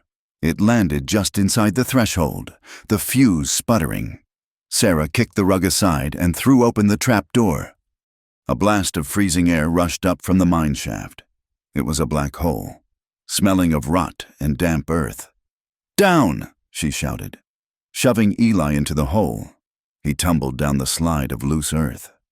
Sarah jumped in after him, pulling the heavy trap doors shut above her head just as the world ended. The explosion was not a sound. It was a physical force. It felt as if a giant hand had slapped the mountain. The ground shook violently. The trapdoor above them shattered. Debris rained down, splinters, rock, snow, and fire. Sarah and Eli slid uncontrollably down the steep, narrow shaft, tumbling over one another in the dark. They hit the bottom hard, landing on a pile of mine tailings in the ravine behind the cabin. Sarah gasped for air, coughing. Her ears were ringing so loudly she thought she had gone deaf. Dust and smoke poured out of the shaft opening above them. She patted the ground frantically. "Eli! Eli!" "Here!" he choked out. He was lying a few feet away, covered in dust, clutching his shoulder. Sarah looked up. The cabin was gone. In its place was a crater of burning timber. The explosion had blown the front of the structure outward, into the faces of the men rushing the door. "Did we get them?" Eli asked, his voice faint. Sarah scrambled up the side of the ravine, peering over the lip of the ridge. The scene was a nightmare, illuminated by fire. 2 men lay motionless in the snow near the porch, their bodies broken by the blast. Vance's horse was down, thrashing. Vance himself was nowhere to be seen, perhaps thrown clear, perhaps buried. But one man was standing. Sheriff Miller. He had been further back, near the horses. He was stumbling through the wreckage, his face blackened with soot, his coat singed. He was coughing, waving smoke away with his hand. He looked around, dazed. Then he saw the movement at the edge of the ravine. He saw Sarah's head pop up. "You," he rasped. He didn't look human anymore. His eyes were wild, rolling in his head. He drew a second pistol from a shoulder holster. "You fat sow!" he screamed, stumbling toward her. "You blew up my men, you witch!" Sarah slid back down into the ravine. "He is coming!" "The gun!" Eli gasped. "Sarah, the gun!" Sarah realized her hands were empty. She had dropped the revolver in the cabin. It was gone, buried under a ton of burning logs. "I don't have it."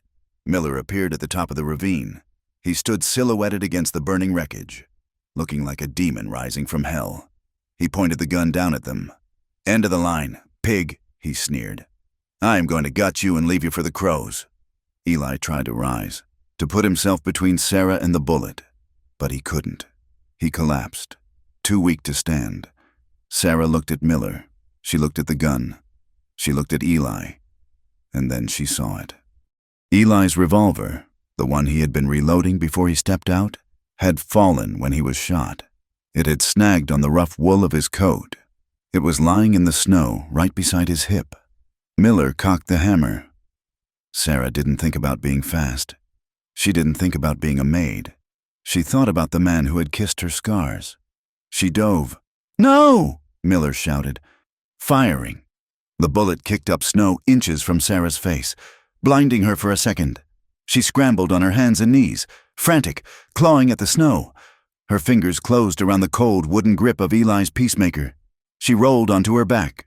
Miller was aiming again, steadying his hand for the kill shot. He was smiling. It was the smile of every man who had ever mocked her, every man who had ever looked through her, every man who had ever made her feel small. Sarah lifted the heavy gun. She used two hands. She didn't aim for his shoulder. She didn't aim for his leg. She aimed for the center of his mass. She pulled the trigger. The gun roared. Miller doubled over as if he had been punched in the stomach. The pistol fell from his hand. He looked down at his gut, where a dark flower of blood was blooming rapidly on his white shirt. He looked back at Sarah, his mouth opening and closing, but no sound came out. He took one step forward, then pitched face first down into the ravine, sliding in the loose shale until he came to a stop at Sarah's boots. He twitched once, and then was still. Sarah lowered the gun. Smoke curled from the barrel. She looked at the body of the man who had made her life a misery. She waited for the horror to wash over her. She waited for the guilt, but there was only a cold, hard silence. She stood up. She walked over to the body and looked down. "My name is Sarah," she said to the dead man. Her voice did not shake. She turned to Eli. He was staring at her. His eyes were wide, filled with pain, but also with a profound awe. "Sarah," he whispered. "Can you stand?" she asked. "I don't know." "You have to," she said. "The fire will attract more of them if any are left alive, and the wolves will come for the bodies. We have to go." She holstered the gun. She bent down and pulled Eli's good arm over her shoulder. She wrapped her arm around his waist, her fingers digging into his belt. "Up," she grunted. "On 3, 1, 2, 3. She heaved. Eli cried out, his legs scrabbling for purchase. But he rose. He leaned his entire weight on her. He was heavy, a burden that would have crushed a lesser woman. But Sarah was built for burdens. She was built for carrying the weight that others could not. "Walk," she said. They began to move. They left the burning cabin behind. They left the dead men in the ravine. They walked away from the war and the hate and the violence. They walked through the rest of the night. The storm broke an hour before dawn, the clouds scattering to reveal a sky piercingly clear and filled with stars. The temperature dropped, freezing the sweat on their skin, but they kept moving. Sarah was the engine, the piston that drove them forward. When Eli stumbled, she caught him. When he wanted to lie down in the snow and sleep, she slapped his face and forced him to take another step. "Not yet," she hissed. "Not yet." Dawn found them on a high ridge, miles away from the cabin. They collapsed. Sarah eased Eli down against a boulder that was free of snow. He was gray, his breathing shallow. The bandage on his shoulder was soaked through, black with frozen blood. Sarah sat beside him, her back against the rock, her legs stretched out. She was empty. She had nothing left to give. Below them, far down in the valley, a thin column of smoke rose into the morning air. The cabin. It was just a smudge now, a memory of violence in a world of white silence. The sun crested the eastern peaks. It hit the snow, turning the world into a blinding field of diamonds. The light touched Eli's face. He opened his eyes. He looked at the sun. Then he turned his head slowly to look at her. "Sarah," he rasped. "I am here," she said. He reached out with his good hand. His fingers were cold, blue at the tips. He found her hand and squeezed it weakly. "You," he started, then coughed, wincing. "You shot him." "Yes," Sarah said. "You dragged me 5 miles. 6, Sarah corrected him. Eli managed a weak, lopsided smile. It was the most beautiful thing she had ever seen. "I tried to tell you," he whispered. "I tried to tell you to leave." "You talk too much," Sarah said, squeezing his hand back. He looked at her, his gaze intensifying, fighting through the haze of pain. "I love you," he said. Sarah felt tears prick her eyes. Hot, stinging tears that had nothing to do with sadness. "You are delirious," she said softly. "You are grateful because I saved you." "No," Eli said. He squeezed her hand harder, surprising her with his strength. "No, listen to me." He took a breath, his chest hitching. "I loved you before the cabin," he said. "I loved you in the cellar. I loved you when you washed my back. I don't love you because you saved me. Sarah, any doctor could have saved me." He looked at her face, at her broad cheeks, her tired eyes, the soot smeared across her forehead, the strength in her jaw. "I love you because you are the storm," he whispered. "I love you because you are strong enough to carry the world, but you chose to carry me instead." Sarah let out a sob. She leaned forward and pressed her forehead against his. "I love you," she whispered back. "I love you. Eli?" "Good," he breathed, his eyes fluttering shut. "That is good." He drifted into unconsciousness, but his hand stayed gripped in hers. Sarah looked out at the rising sun. She was cold. She was exhausted. She was a murderer. She was a fugitive. But she was loved. And as she sat on the ridge, watching the new day burn the shadows from the valley floor, Sarah knew that she would never be small again. She was vast. She was a mountain. And she had a life to build. The high country of the Rockies was a world painted in only 2 colors, the blinding white of the snow and the deep, bruised green of the pines. It was a silence so profound that a man could hear his own blood rushing in his ears, a silence that would have driven a city dweller mad in a week. But for Sarah and Eli, the silence was a hymn. They had found the hollow 3 weeks after the gunfight at the miner's cabin. It was a geological accident, a scoop in the earth protected by a granite overhang and shielded from the wind by a dense thicket of spruce. It was invisible from the trail below, a secret pocket of warmth in a frozen world. They did not have a house. They had a shelter built of desperation and determination. It was a low structure, barely tall enough for Eli to stand upright in the center. They had constructed it from fallen timber, dragging the heavy logs through the snow, their breath pluming in the icy air like steam engines. They had chinked the gaps between the logs with a mixture of mud, river clay, and moss, freezing their fingers until they were numb to seal out the wind. It was ugly. It was rough. To anyone else, it might have looked like a bear den, but to Sarah, as she stood in the doorway wiping her hands on her apron, it was a palace, inside. A fire burned constantly in the stone hearth they had laboriously stacked.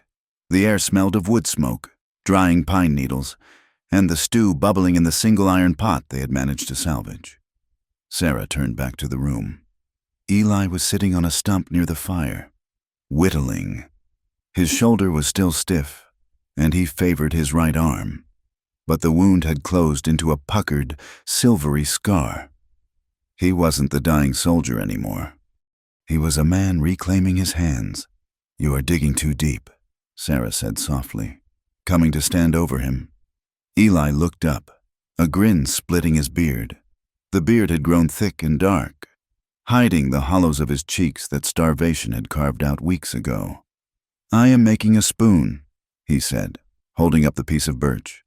"Not a shovel." It looks like a club, Sarah teased, reaching out to touch his hair. Well, my teacher is a hard woman, Eli retorted, catching her hand and pressing a kiss to her palm. She demands perfection. It was a new game they played. In the long, dark evenings when the snow piled up against the door, they traded the only things they had left, their skills. Eli was teaching her to carve. He showed her how to read the grain of the wood, how to hold the knife so it became an extension of her thumb, and how to find the shape hiding inside the block. Sarah, who had spent her life believing her hands were only good for scrubbing and hauling, found that she had a touch for it. She found that she could be delicate. In return, she taught him to cook. It was a meager curriculum. Given their supplies, dried venison, squirrel, roots they dug from the hard earth, and the last of the beans. But she taught him the alchemy of heat and time. She showed him how to crush pine nuts to thicken a broth, how to soak the bitterness out of acorns, and how to tell when a rabbit was roasted to perfection by the firmness of the meat. It is about patience, she had told him yesterday as he poked impatiently at a roasting bird. You cannot rush the fire. Eli, it gives what it gives. He had looked at her then, the firelight dancing in his gray eyes, and said, I have nowhere else to be. Sarah, I have all the time in the world. Sarah moved to the fire now, stirring the stew. She caught her reflection in the dark surface of the water bucket. The woman looking back was not the Sarah of Blackwood Station. Her face was fuller. The hollow, haunted look of perpetual hunger was gone, replaced by the flush of windburn and health. Her eyes, once always cast down in submission, were bright and direct. She wore her hair in a loose braid that hung over her shoulder, no longer scraped back into a severe bun. Her body was still soft. She was still broad in the hips, thick in the waist, heavy in the arms. But the meaning of that softness had changed. It was no longer a source of shame. It was the engine that drove their survival.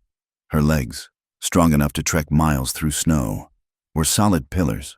Her arms, capable of lifting logs and hauling water, were instruments of life. She felt strong, for the first time in 24 years. She occupied her own skin without apology. Supper is ready, she announced. They ate sitting on the furs near the fire, sharing the single bowl and passing the spoon back and forth. It was a simple intimacy that felt more profound than any vow.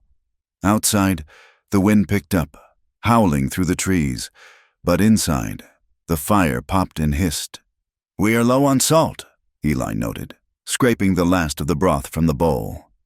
We have enough for a month, Sarah said, if we are careful. And after that? After that, the thaw will come. Sarah said firmly, and we will find more. They had a plan. It was a fragile thing, spoken of only in whispers. As if speaking it aloud would invite bad luck, they would stay here, hidden in the hollow, until the spring melt cleared the passes. Then they would head south, not east, to the war-torn states and Eli's memories, not west, to the cities, but south, to the territories where the sun was warm and the land was wide, and no one knew the name Eli Hart or Sarah the Maid. One more season, Eli said, echoing her thoughts, just until the snow breaks.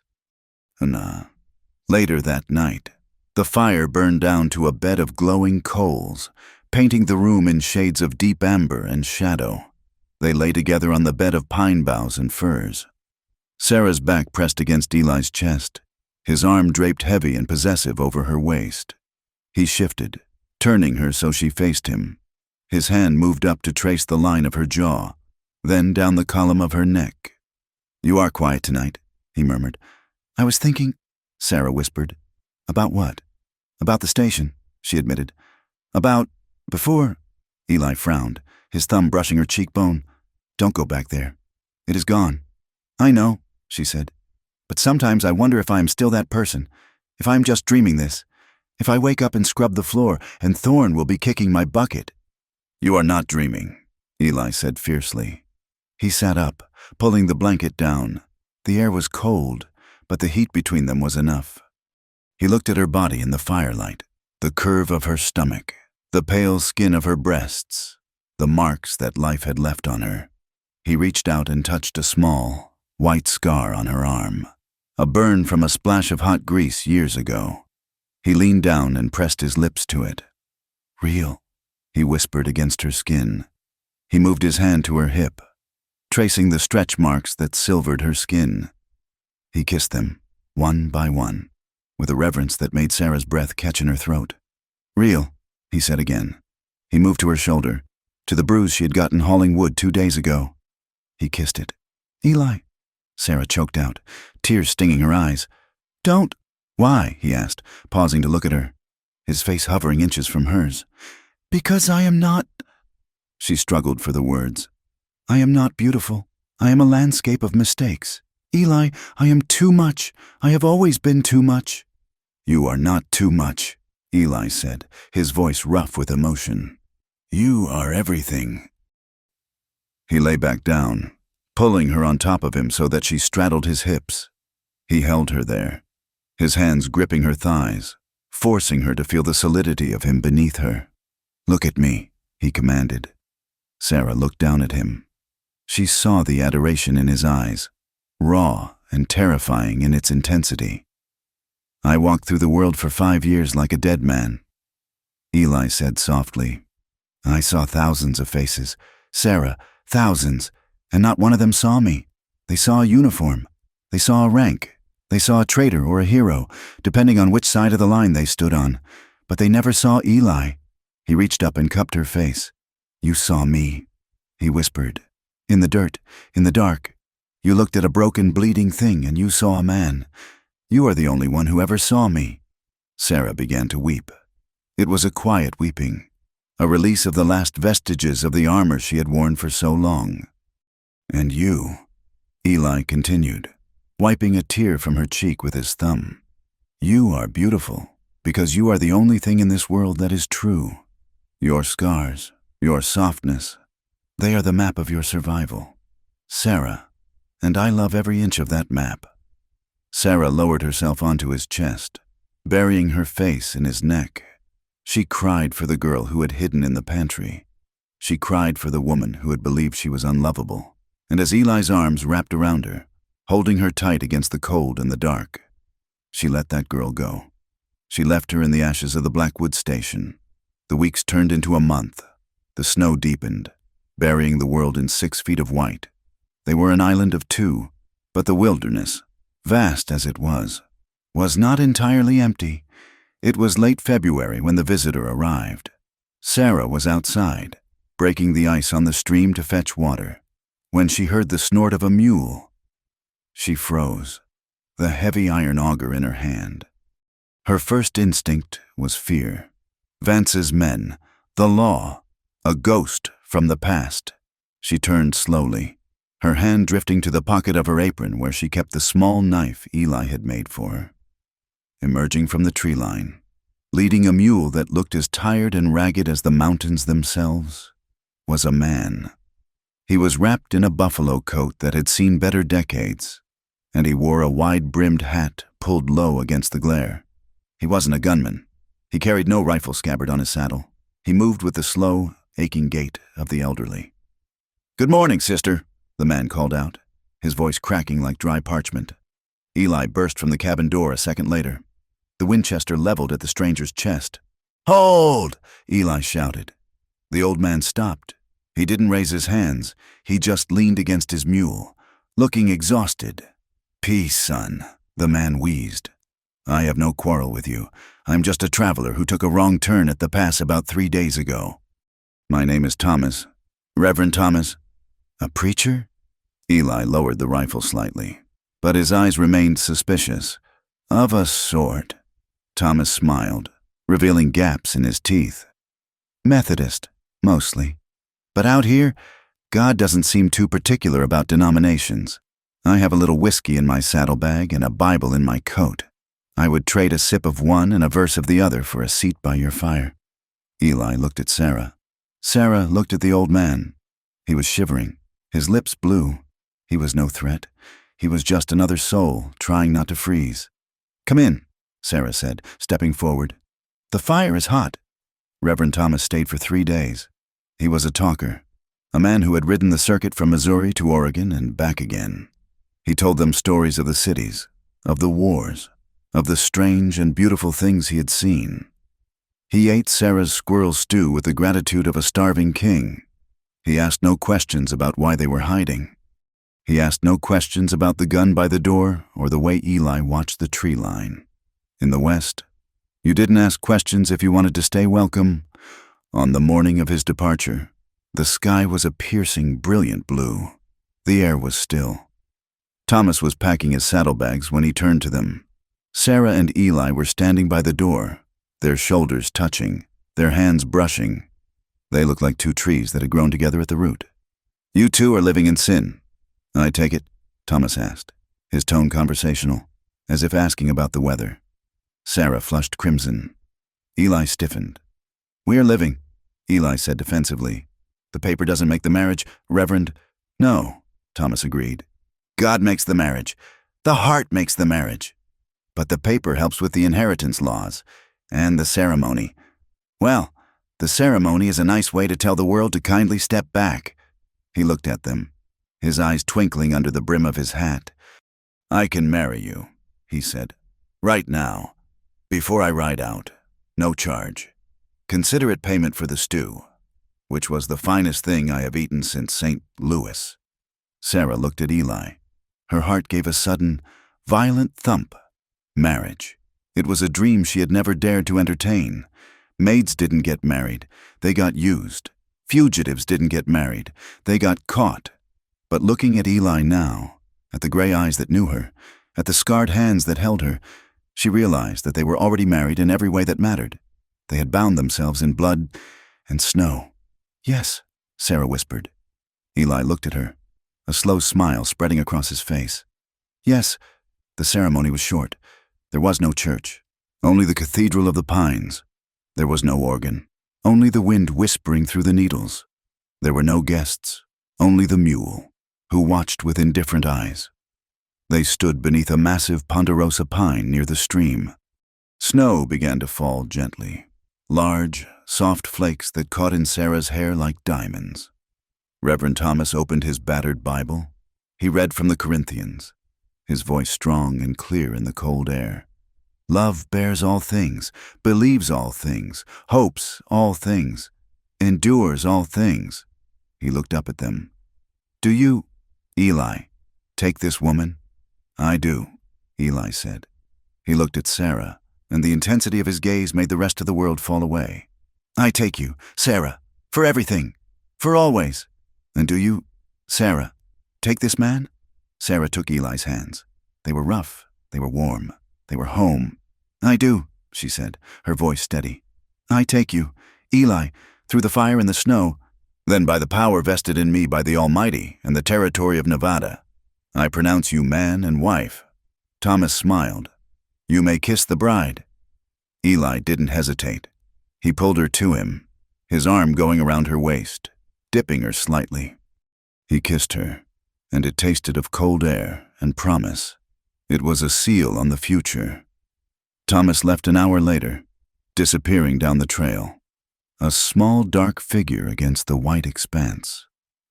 Sarah and Eli stood by the cabin, watching him go.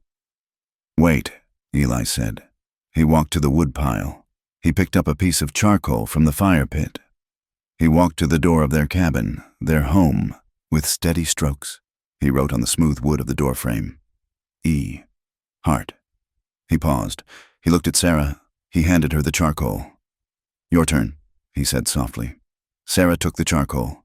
Her hand trembled, just a little. She had written her name 1,000 times on inventory lists and cleaning ledgers. Sarah, just Sarah, the girl with no history and no future. She stepped up to the wood, beside his name. She wrote her own, Sarah Hart. She stared at it. The letters looked strong. They looked permanent. She reached into her apron pocket and pulled out a scrap of brown paper she had saved from the wrapping of the dynamite crate, the only paper they had. She smoothed it out against her thigh. She wrote it again, just to see it, just to feel the shape of it flowing from her fingers. Sarah Hart. She folded the paper carefully, treating it like gold leaf. She tucked it deep into her apron, next to her heart. She looked up. Eli was standing by the wood block, axe in hand. He raised the axe and brought it down, splitting a log with a clean, sharp crack. The sound echoed through the hollow, a sound of work, of life, of endurance. He looked over at her and smiled. Sarah smiled back. The wind blew the snow around them, swirling and dancing. But she did not feel the cold. She felt only the warmth of the name in her pocket and the love of the man who had seen her when the world was dark. She turned and went inside to stoke the fire. Thank you for listening to this story. It has been a journey through the snow and the fire with Sarah and Eli, and I hope their story brought a little warmth to your day. I would love to know where you are listening from. Are you in the mountains, the city, or somewhere across the ocean? Please leave a comment below and tell me. If you enjoyed this tale of survival and love in the American West, please consider subscribing to From Wild West. There are many more stories to tell, hidden in the dust and the history of the frontier. I look forward to hearing your thoughts on Sarah's journey. Did the ending resonate with you? Let me know in English in the comments section. Until next time, keep your fires burning bright.